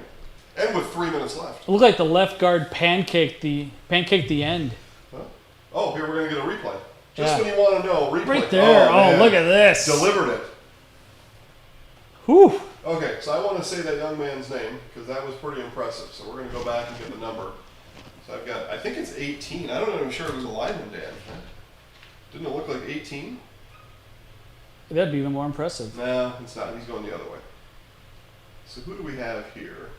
Who's the It might left be hand? 19, 19. the tight end. Maybe. Well, I don't know what Well, his whatever they position call is. him. Let's see here. Yeah, it is. Oh man, yeah. Jeez. What a block there. So 19. So I'll give you some stats on 19. So first off, the most important part, that's Jackson Albee. He's a senior, but unfortunately, that's where my stats will end. Coach Matt Johnson doesn't give us high school. Oh, look at that block. Oh, it's so good. Powerful. So good. Powerful. Not only that, it had the defender had to get out of the way of the block. That wasn't even being blocked. He had to go around So you're him. blocking two guys, really. Yeah. Cleared the way for Reineck. So they're going to go for two, make this a whole number, a 14. That's a whole number in football. Yep. Yeah. Yeah. I mean, this game's probably over, but It sure looks like it. Because again, now West has shot themselves, or Rapids has shot themselves in the foot a couple times on fourth downs, just not able to convert Yeah. on third downs. And it hasn't scored offensively all game. So two scores would seem improbable with 3 minutes left. oh, we got a little reverse. He's going to throw it. Oh, Oh, he's fast. He's fast. he is fast. Okay, who do we have there? 2-point conversion's good. And I guess it really turned into more of a jet sweep. I thought it was a halfback option on the It looked toss. like he was trying to position the ball in his hand to throw it, but Well, there was a receiver in the back of the end zone. Yeah. So but it ran in by Carter Emerson. So Carter with the 2-point conversion, and they are doing great on their instant replays in Wisconsin Rapids. I am guessing that he's on the track team. If he's not track coach, he's going to talk to him Yeah. like tonight. All right, so Stratford up by 7. That was it, Dan. So Amherst turned over the Tigers, 20-13. So both teams have scored a touchdown in the second half, right? No, just Stratford has because it was 14-13 Yeah. at halftime. So Stratford has scored a touchdown, no extra point. They lead by 7 with 7:15 left to play. There you go. There's your red zone. So third Wrap and up. 4 from the 6. So Amherst got that ball at the goal line, at their own goal line. If it's third and 4 from the 6. Yeah. I'd say that's very reasonable to presume. Something dramatic happened, I'm sure. It might have been 4th and goal and just decided to get the 7 and Big defense. That's what happened. yeah. Big defense. A long way to go for the Falcons. Long way to go and a short time to get there. But they're eastbound and down. Actually, I think they're north. I think they're going north. Oh, they're going for it. Oh, So It was 3rd there. and 5, yeah, they 20-yard fly pattern down the near side. It passes incomplete. So you would figure a punt up coming from inside the, or there'll be punter will be standing in the end zone. You're not going to go on It's gotta fourth down here. 4th and 5 from your own Yeah. 6. if that pass is 1 yard further upfield, it's probably a good 30, 35 yard play. Because the defender didn't have his head turned. Correct. He was face guarding him. That's So- all he could do. So punt team comes on. Drama in Spencer, Dan. The Spencer Columbus Rockets are on the field. It's 3rd and 7. They're at the Shackton 23-yard line, and they're trailing 7-0. So big 3rd and 7 with 1:44. Both teams looking for their first win of the season. Rockets look a little confused offensively, but they got it together. Roll out. There Got are it 2 together. receivers out there. No, he tucked it and ran. So he's going to pick up a couple. It's going to be 4th down. 4th down, clock rolls with 90 seconds left in Spencer. I don't know if it's the angle of the camera or if that field is just hilly. It's crowned for the drainage. Yeah. Yeah. Yeah, Stratford's used to be like that, and of course Stratford had their field redone last year during the football season. So but they did play on it last week, and it looked really nice. Looked really nice. It goes to show when the community rallies around, because that's all funded, locally. Yep. When the community rallies around, you can do good things. And if you're going to do good things, do it for the kids, because they're the ones who have to take care of us later in life. That's true. So Amherst will punt from the back of the end zone. That's not bad. Fair catch is going to come at the 43, 44. So Stratford, yeah, I mean, that's a 50-yard punt. Yeah, 55 yards in the air. Yeah. Good for high school. Great for high school. So 5:38 left in Amherst. So that one's coming out of the wire. Amherst, though, is going to have to rely on their defense again. Get the ball back. Stratford, though, it didn't appear as though they had a field goal kicker. So it's four down territory here for Stratford, right? Because you want to keep wearing that. Does Stratford have a soccer team? No. Yeah. No. Amherst does. Stratford does not. I don't think Stratford would allow it. You want to play sports, you play football. You just play football. A couple kids run cross country, everybody else on the football team. They're big enough to do it. They'd be one of the bigger soccer schools in the area if they did. What a that was tricky. That's a touchdown. This is going to go. And this could be the game, folks. It's going to be a 44-yard touchdown. That was fantastic. Yeah. That was really good. So, Fake handoff, running himself 45 yards. And the Rockets convert on fourth down. A pass, Dan. A pass. And they convert on fourth down. There's a little No, they didn't. No, they're going to rule it incomplete. Never mind. I don't know. It looks like he hasn't marked here at the I don't know why. 15 and a I half. guess he's saying I have it marked, but I couldn't see the ball. Right? So he's going to have it marked just in case. Because White Hat pointed the other way. Yeah, it must not be to the sticks. It might have been short. Oh. And there are no sticks there. I mean, there aren't. I haven't seen any all game. Wouldn't that be something? If they didn't have enough to run the chains. Oh, we have a kicker out here. Oh, they have also today, but it just hasn't worked out. Oh, that's good. Okay, so extra point's good. 27-13. So they get to the round 14 in Amherst. Yeah, that one's about done. So again, 2-score in fourth quarter. Yeah, high school. We talk about it a lot, right? It's so unusual. You really don't see it. A 2-score comeback in the fourth quarter in high school football. And that's what it would take, though, for Amherst. So Amherst started on the barrel 1-2 in a 2-game losing streak. Back-to-back losses. That's probably better said. The road's going to get easier, though.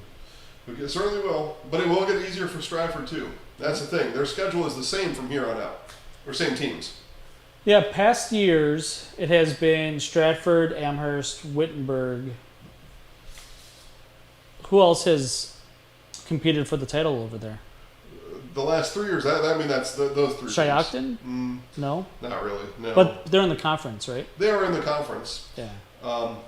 Shiocton plays Division 6 in the postseason, or Division 7 actually, isn't it? I don't know. Shiocton had a really nice season last year. They were about 90% seniors last year. Had a really nice season. I think they made it to level 3 last year, maybe level 4. Shiocton did. They did. They went on a run. Yeah. Yeah. So they had to have been in a different division than Stratford then. So it must be Division 7. Okay, so that's zeros in Spencer. So Shiocton winners tonight, 7-0. Our second finished game of the day, I think. Unless somebody else snuck one in there on us. Marshfield would have been a contender for that. But no, they got 11 minutes left. And Wausau East has scored again. Yeah. It's just a 10-point game there at Hiding Community Stadium in Marshfield. Marshfield, though, with the ball, they're in East territory down to the 33-yard line. But the Lumberjacks they're a motivated bunch this year, Dan. Motivated bunch. Oh, the kids are happy to be playing. Yeah. I'm happy too. It's a good thing. Yeah. Kind of running out of some options here. We're starting to narrow it down. We'll go back to Loyal That's what's going on and here. Abbotsford. Now that has gotten away now. So Auburndale leads 27-8. So just seemingly like moments ago, it was 14-8.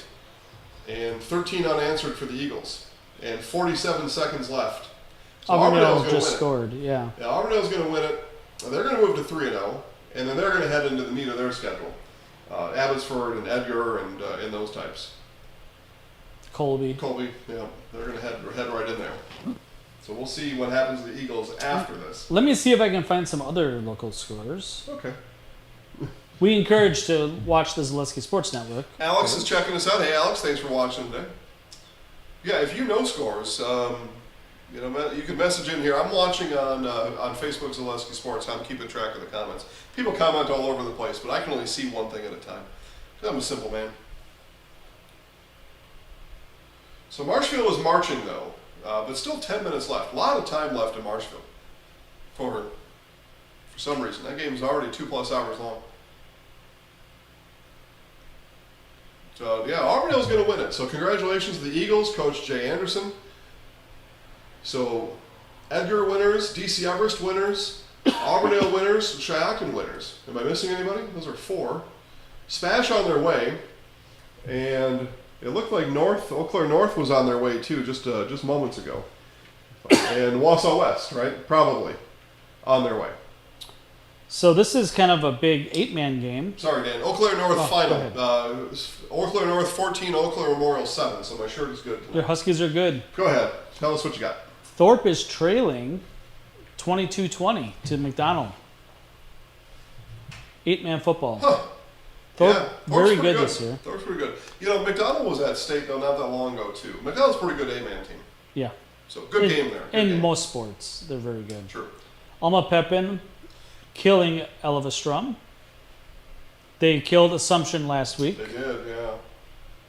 What's the score there? 54-14. So Yeah. back-to-back weeks going to be scoring about 60. Yikes. Good for them. Good for Alma Pepin. Yeah.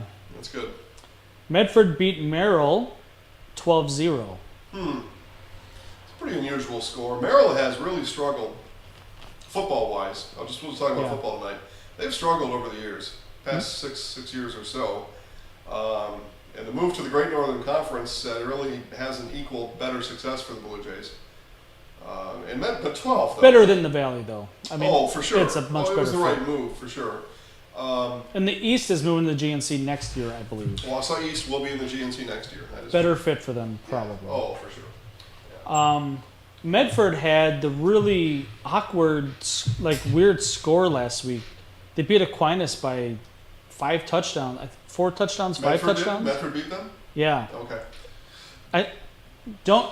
Don't hold me to it. I thought it was Aquinas. It was something that No, it was. it didn't seem on right. Alaska. It was on Alaska. On Alaska. Yeah. Still. Still though, right? So, but 12. That's for me. That was an unexpected score. Not an unexpected win, but 12-0 Yeah. seems strange. Like something must have happened It there. does. A couple of interceptions or fumbles or something kept Medford from doing more than 12-0. Our friends in Hurley, they have Yeah. a state-ranked team again. North Stars used to be the Midgets, now the North Stars. They lose at home to Unity, bigger school, by Yeah. 16. Yeah. Well, I know when we were there, and we were there almost every week a couple of years ago. That was such a well put together team and very senior laden, as almost any competitive team is, right? They were very proud of the North Stars, and I appreciated that. I respected that. Yeah. I remember we were in the press box up in Hurley, Yeah. and their star running back walked in, and I thought he was 26 years old. like full beard and We were almost tricked into believing his dad was in the NBA at one point. I don't know. We still never got clarification on that. what was his name? Porter? No, not Porter. I don't remember. I don't remember either. He was a big dude, though. I mean, like you would say that, and you're like, yeah, this guy's 6'3", 240, maybe.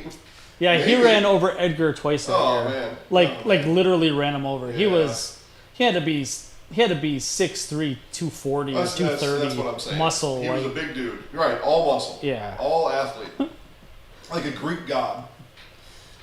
Our friends in Hudson Okay, the Raiders coming off a loss last week at Spash. playing Chi High. Okay. They're up 14-0 in the third.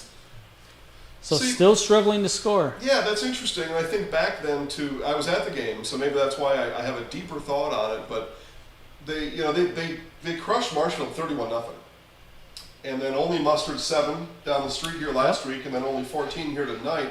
I didn't see that in opening week 1. I didn't see that, so that's an interesting score Yeah. too.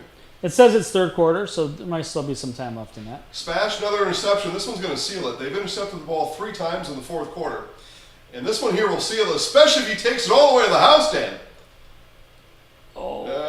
down to the 12-yard line. But under 2 minutes to play, Spash is going to move their record to 2-1 as they will beat Hortonville in this week 3. So the Spash Panthers, Dan, are in my tier 2 in the Wisconsin Valley along with DC Everest. Okay. I've moved them up. Abbotsford Okay. up 11 in the 4th over Ladysmith. I don't know. Is that some sort of crossover? Why are they playing Tell me Ladysmith? the name again. Abbotsford, Ladysmith. Lady Smith. I don't know. It's No, it's just a non-conference game there, I guess. Yeah, that would not be a conference. Mosinee playing up in Minocqua. Lakeland being shut out again. Mosinee, what to what? What do we have? 33-0. Lakeland scored on their first drive of the season, second drive, and that is it. Goose Egg against Tomahawk last week lost Yep. 7-0. Yep. Down 33-0 this week. All 3 home games on that beautiful field. Yeah. Well, okay. That's I said, what did we say at the beginning here? We're looking for answers here today, or at least clues after week 3 that can help us decide what the rest of the season is going to look like. And these are some of those clues. That being said, Lakeland could still win 4 games in conference and make the Maybe. playoffs again. Maybe. I think they started 0-4 last year and they made it. They won the last 5 or something. It was something strange like that.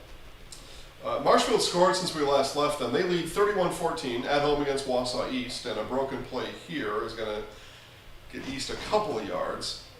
But that one is still 7.5 minutes left, so time for East to score, but likely a Marshfield win tonight at home. Their first home game of the season. It's a good win. Any conference win's a good one. Conference win, right? Because you know what? If you slip up against East and somebody else doesn't, then that puts you behind then. Yep. So Absolutely. you got to win the games you're supposed to win. And Stratford has finished this one off. There's still 2:15 left, but they've scored. They lead 33-13 against Amherst. And that was not a score I don't think anybody saw coming, especially in Amherst. Especially in Amherst. The Cubs split their doubleheader today. They did. So they're 2 games back of the Brewers, right? Milwaukee playing now. Yeah, they're losing in the 8th. Yeah. So the Cubs will get a half game. The Brewers will be up 2.5. So 2.5 is what it'll be. If the Brewers win, if they come back in the 8th, then it's 3.5.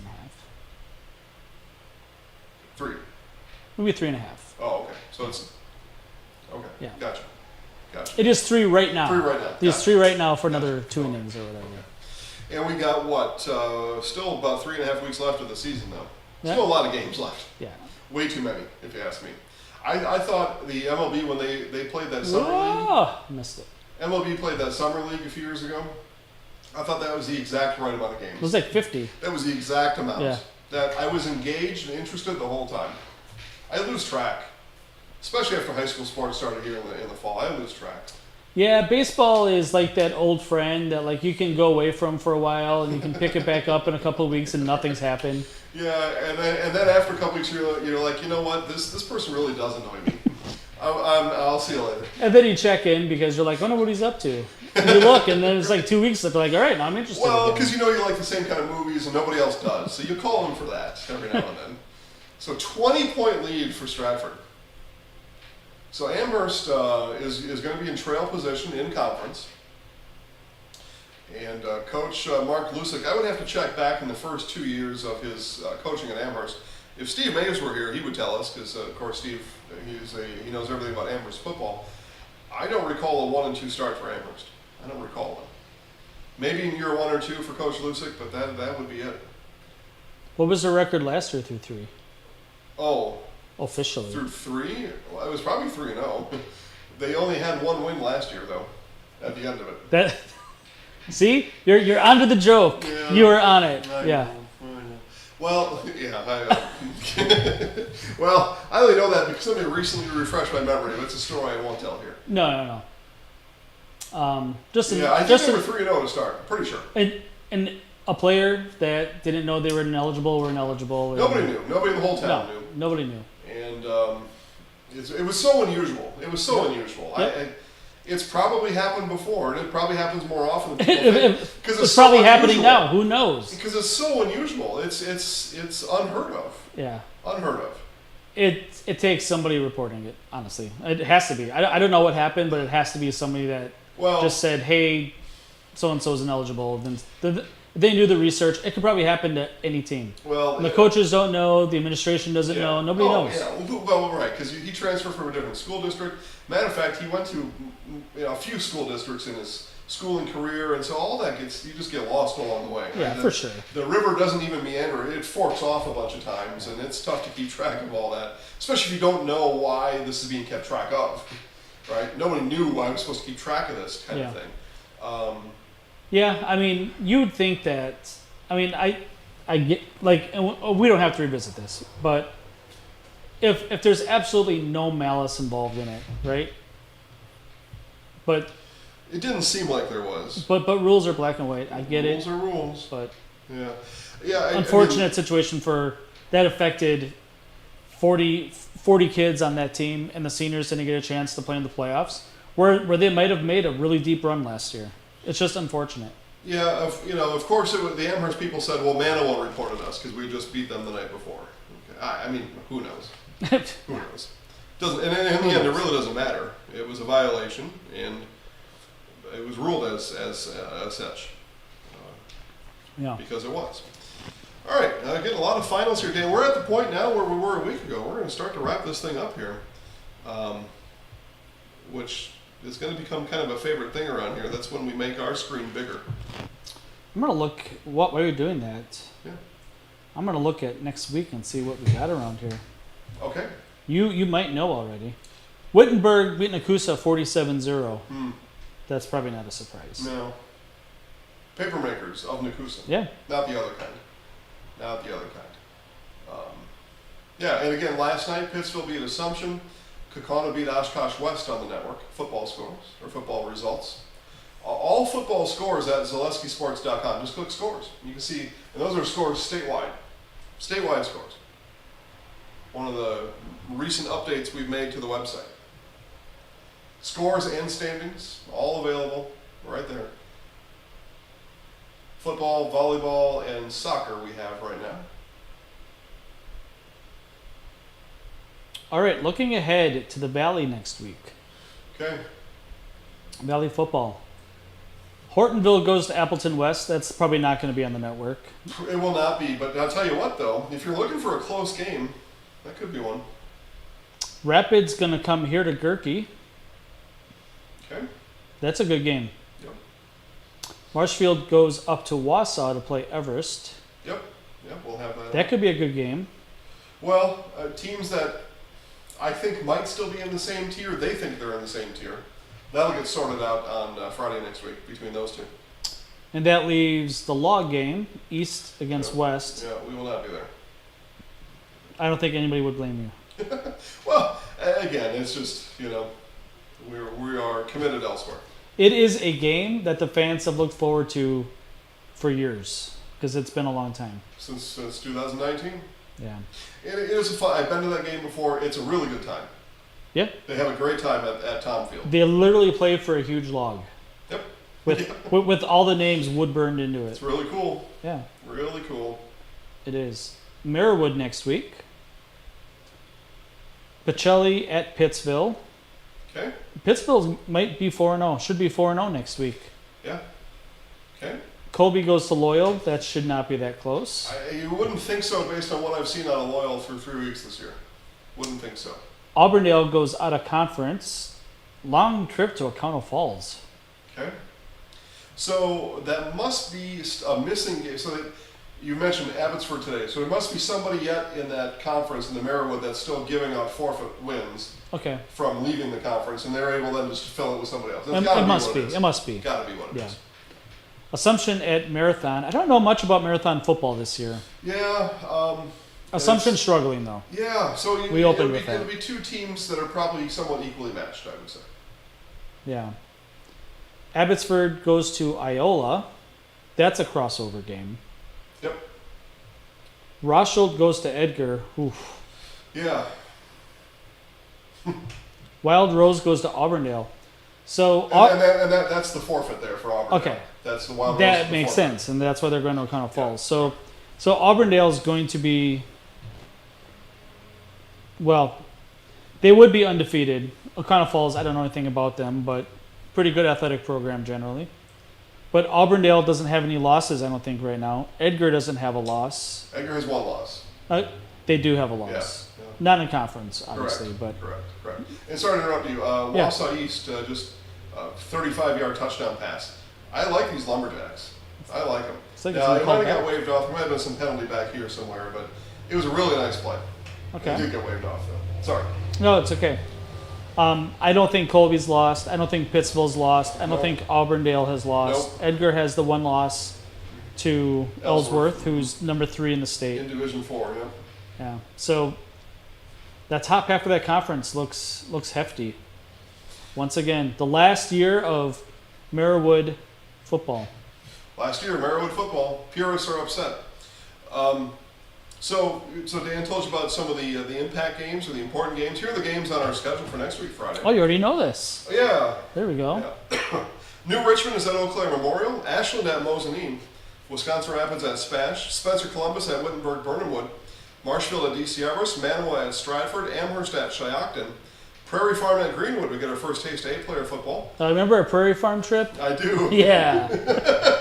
Those were the days. Little Chute at Wapaka, Pacelli at Pittsville, Rochelle at Edgar. That's the Friday football schedule. And we do not have a Thursday football game. All right.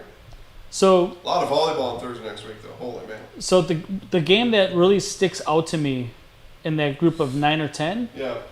I think it's got to be the one here. Rapids at Spash, right?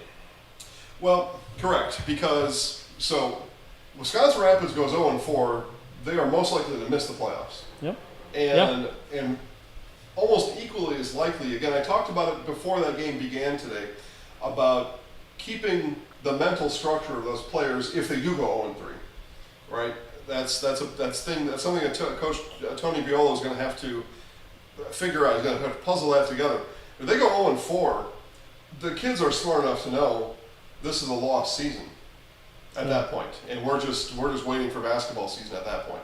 I guess Marshfield Everest is probably a better game. Well, let's talk about them separately. Okay. I think they both Yeah. deserve a little bit of conversation. Yeah. And then Spash, on the other hand, I mean, they got something going now. They've won back-to-back games. Yep. They get now another conference game against an opponent that's really hurting, and a chance for Spash to come. I would expect Coach Ryan Eigenberger to tell his kids that we're going to come and we're going to put our foot right in their behind right away in that first quarter, and let's see if we can get up by 3 because we want to kick these guys out of Portage County as soon as possible. We want to go to 3-1.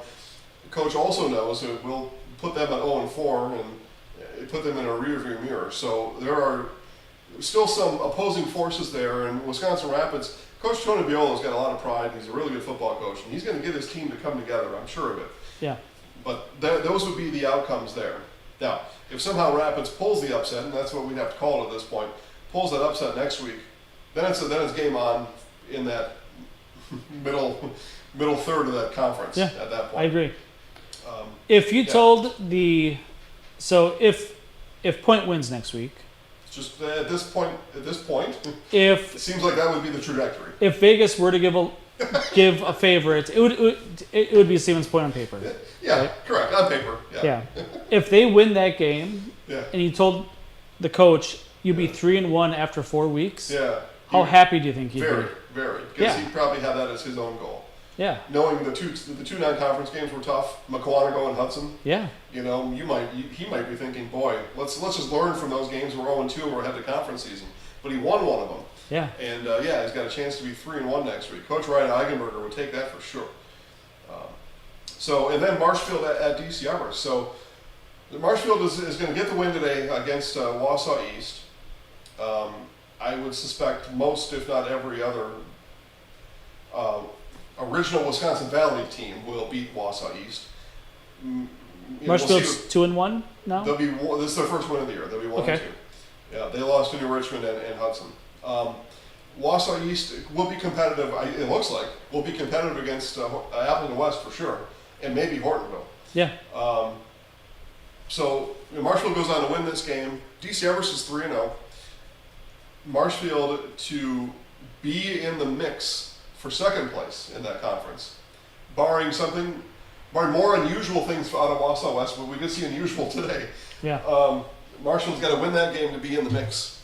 Otherwise, DC Everest wins that game next week against Marshfield.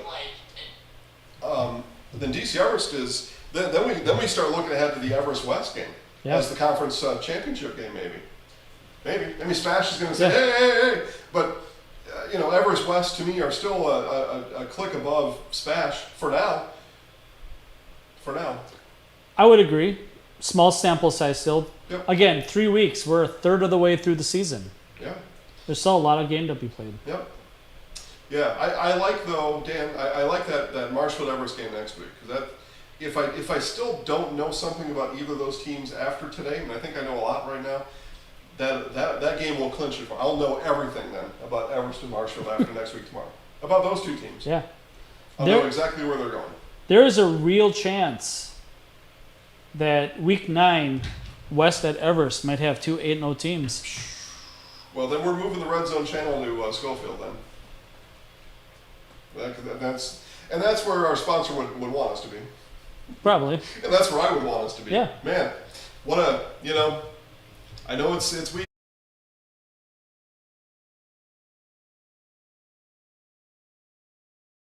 Buzzing. People are really excited about Wausau West football. And that is full disclosure, that is the district that I live in. Yeah. But it's been a long time since people have talked about football in the city. And it's really good to hear. It's different. It's different when your team is good. I have some reason right now to think that Everest and West will be playing for a conference title in week 9. I have some reason to believe that. Obviously, the conference commissioner who made the schedule also believed him. That's another clue. Maybe. He's locked into it. Oh, who's left? Okay, we'll put them in week 9. Yeah. And next week I'll know for sure. I'll know for sure next week. Because especially after, if you think I'm almost solid after week 3, hardly anything changes after week 4. Unless there's a big injury or something happens. Yeah. Other than that, hardly anything changes after that. You roll into these games and people like me and you and most coaches and some other people, we know. I'm pretty sure on a number of things after tonight, though. I've learned a lot tonight. Yeah. It was a great night. It was a great night. We had a couple close games. We had a couple blowouts, but again, that's going to happen. We had a 7-0 game. We had Rapid stick with West most of the way. You know what? Yeah, let's just go back to that one real quick because I've kind of dismissed Wisconsin Rapids here, and they're 0-3. So They played their hearts out tonight. You are what your record says you are, and you're right though about that. They played a strategy to win the game. Yeah. It looked like, and they had. Coach Bill is not going to sleep much tonight, if at all. They really had every opportunity to win that game. They really did. They really did. And I thought that after that strip and 95-yard touchdown return that put them up 7-0, I'm like, okay, Rapids is in this thing. Like, and they're going to, but it didn't pan out that way. And it looked like, we didn't get to see the whole game, but when we did turn it on and things were going wrong, it was the offense not able to convert. So 3rd down and 4th down conversion percentage was very low for Wisconsin Rapids, and that won't win you football. And just too many turnovers on that half the field. Yeah. You convert a couple of them, and you might win that game. Yeah, and they didn't. No. And they didn't. So congratulations to Wausau West in that way. So again, the West Warriors moved to 3-0. That's a pretty good team in the area right now, and not a surprise to me. No. Not a surprise to me. Edgar, a convincing win over Pacelli.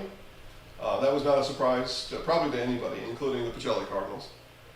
How far out is the Edgar Colby game? And is that Edgar or Colby? It's in Colby. Because they switch every year. It's the last year of them being in the same conference. Yeah. So I'm on Zaleski Sports right now, ZaleskiSports.com, and that is in 2 weeks' coming time. up. So Edgar has got a very winnable game next week at home to Rochhold, and then they head to Colby on the 15th, and that's very likely a conference championship game there. Yeah. Very likely. At Pittsville, I bet you Pittsville thinks they have a puncher's chance in that one. Yeah, I remember talking to people in Pittsville. This must have been in the fall of 2018. There's a playoff game coming up, I think, Edgar and Pittsville. And the townfolk in Pittsville thought that day too. It turned out not to be very close. But it's playoffs, right? I'm in the playoffs, right? Hey, I'm in the playoffs. That doesn't always equal that. Pittsville's looked good this year. Pittsville's look really good. Yeah. Really good. But some of it is the opponents, and the top half of the Mirrorwood is a different beast. And there always seems to be one team that kind of out of nowhere starts out super hot. Last year it was Abbotsford. Remember Abbotsford was 3-0 or 4-0 or something? 3-0, scoring a lot of points at 3-0, Yeah. and then didn't win a game again. Yeah. Yeah, it's a different beast. You play out of conference, you play that crossover game, and then you hit the meat of that schedule, and it's just different. Mm-hmm. Yeah, you asked me about Marathon earlier. Marathon beat Kenosha Christian Life in week 1, 28-14, and then Stanley Boyd had their way 50-6. And Rochelle tonight, I didn't see that score. But Yeah, you don't get much out of Rochelle. There's not. Yeah. I'm not sure if they're connected to the rest of the world. I mean, I would say that Marathon's probably favored without knowing much about it. And then at Assumption, they might be 3-1 after 4 weeks. Could be. They could be 2-1 tonight. I would suspect they would be. Yeah. And yeah, I think next week we talked about earlier. I think Assumption Marathon, 2 even teams right now. So if you're looking for a game that you can kind of just hang out at and enjoy, and it's going to be close on the scoreboard, you might head down to Wisconsin Rapids next week. Marathon Assumption. Just looking at this Marathon schedule, Yeah. if people didn't understand strength of opponents, Yeah. you look at the first half of this conference or the first half of the Marathon schedule. Yeah. It's Kenosha, Stanley Boyd, Rochelle, Assumption, Abbotsford. You're like, man, we're feeling good. Yeah. Then it's Auburndale, Colby, Pittsville, Edgar. And the way the season's unfolded, that's probably a 4-game losing streak to end the year. For, the way it's unfolded so for far. most teams, it would be. Yeah, true. That's Right. a true story, too. Yeah. Auburndale, on the other hand, is speaking of, as we kind of wrap this thing, and we'll go another couple minutes here, if you're okay with that, Dan. Yeah. We'll let that load up. There we go. So, Auburndale has put up some big numbers. 63-0 over Milwaukee Hamilton, 42-0 over Bigfoot, and they ended up scoring a couple in the fourth quarter to beat Loyal 27-8, I think is what Something I saw like there. that, yeah. And then they played their non-conference, their Wild Rose game against O'Connell Falls, which is a win because it's a win on their schedule. It's a win towards playoff Towards eligibility, playoffs, that's right, you're but right. not seeded. Yeah, that game is still scoreable, recordable. Yep. So, but then Auburndale, they've got then to face in, let's see, 1, 2, 3, 4, 5, in week 5, Pittsville comes to town. In week 8, it's at Edgar. In week 9, Colby comes to town. So those are some tough games left yet for Auburndale, who looks pretty good right now. Pretty good. So, I'm trying to remember, last year, I want to say Auburndale, did they beat Colby? Did they upset them and then Edgar and everybody split? Was that last year? Auburndale had a big win at Colby last year. Yeah, and like everybody tied because of it. And it was really unexpected. It was unexpected. Yeah. And they the game, there was a diving catch that was NFL-like in that game. Auburndale had that converted, I think, maybe a 4th down. And of course, everybody in Colby, we published the highlights, and the whole town of Colby called me. He didn't catch it. That wasn't a catch. So people get upset about those kind of things. Ron wants to know if you got a score of the Manawa game. We'll check for you, Ron. Maybe. We'll check. Stay with us, and then after we do this, we're going to wrap it up. I got people messaging me already. Thank you, Larry. Larry tells us Neilsville Granton 28-6 over Durand. So the Neilsville Granton Warriors go to 2-1 on the year. Congratulations, the Warriors. Big 28-6 winners over Durand tonight. Catch me on Football Friday night later tonight. I'll be on in about 45 minutes. You will be. Yeah. All right. Yep. They're going to ask about scores or games from this neighborhood. I'll be happy to tell them. What are you going to lead with? Probably going to lead with Wisconsin Rapids and West. I think that was a lot of people from outside the area or even in the area. They were kind of taking a peek at that game. But of course, we're going to talk about Stratford Amherst as well. The result there, which again for people in eastern Portage County, very unexpected. They did not think that was going to happen. I'm looking for Manawa. I'm looking. Okay, we're looking, Ron. Hang on. Manawa played who? That's all I know. Manawa. Okay. I thought I saw it on here. Hang on. Zaleski Sports has all this here, so let's take a look here. Manawa. Didn't make our radar today. Manawa's coming up though. We'll have Manawa on a couple times later this year. Manawa Wolves football. And ZaleskiSports.com says Wyowega, Fremont. I don't see him on here. Okay, we have not been told a score, Ron. So, but go to ZaleskiSports.com in the morning. It will have the score on there for you. We work at a feverish pace until about 4 in the morning to get all the scores in. Just picture like a whole room, like a call center of people that are just pounding on keyboards. I like to think of it more as a Wolf of Wall Street thing going on back there. All right, Dan. What do you have today? Tell us what you saw tonight. I think that the teams that we would expect to win won. Yeah, so no upsets tonight. No upsets. West. So what's the best way to say this? West is going to come into some trouble this year unless they can open up the offense a little bit more.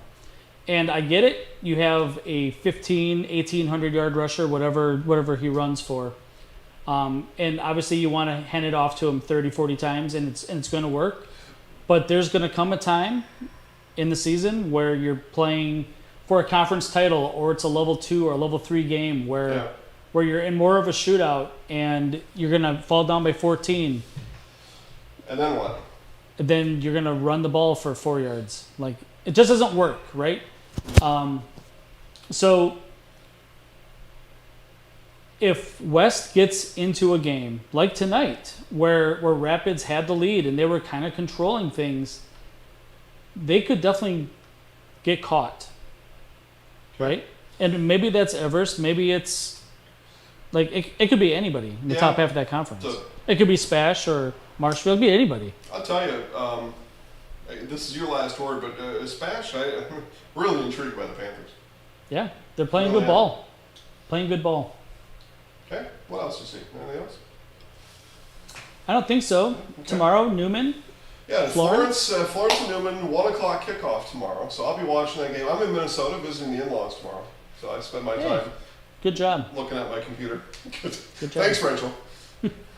I married her though, so. It's college football Saturday. It's the first Saturday. Well. Got that to contend with as well. So a big day tomorrow yet on the network. And as I mentioned, Anago and Scandinavia. BABA State Baseball Championship. That's adult men's league baseball. It's going to be hot. It'll be hot. I will have, I'll have beer in the press box. Beverages. Adult beverages. Adult water, I used to call it. Yeah. When I would actually out of high school doing this. I'm here now. I think I can say beer from here, especially after all the games are done. So there we go. That was a pretty good run through. Pretty fun. If there are things that you want us to do during this on a weekly basis, let us know. If there are teams that you're interested in hearing about that maybe don't make the Zaleski Sports lineup, we can definitely try to get scores for you. I love sitting here talking football. Yeah, if there are certain games, tell us ahead of time too. Yeah. Because if I can know ahead of time, if it's not a game that's on our calendar, we've got certain ways we got people in low places. It's true. So let us know. We've got ways to find things out too. So let us know. All right, Dan Ross, Jason Zaleski here. Have a great night, everybody. Thanks for watching the Red Zone channel, sponsored by Security Health Plan. Promises kept, plain and simple.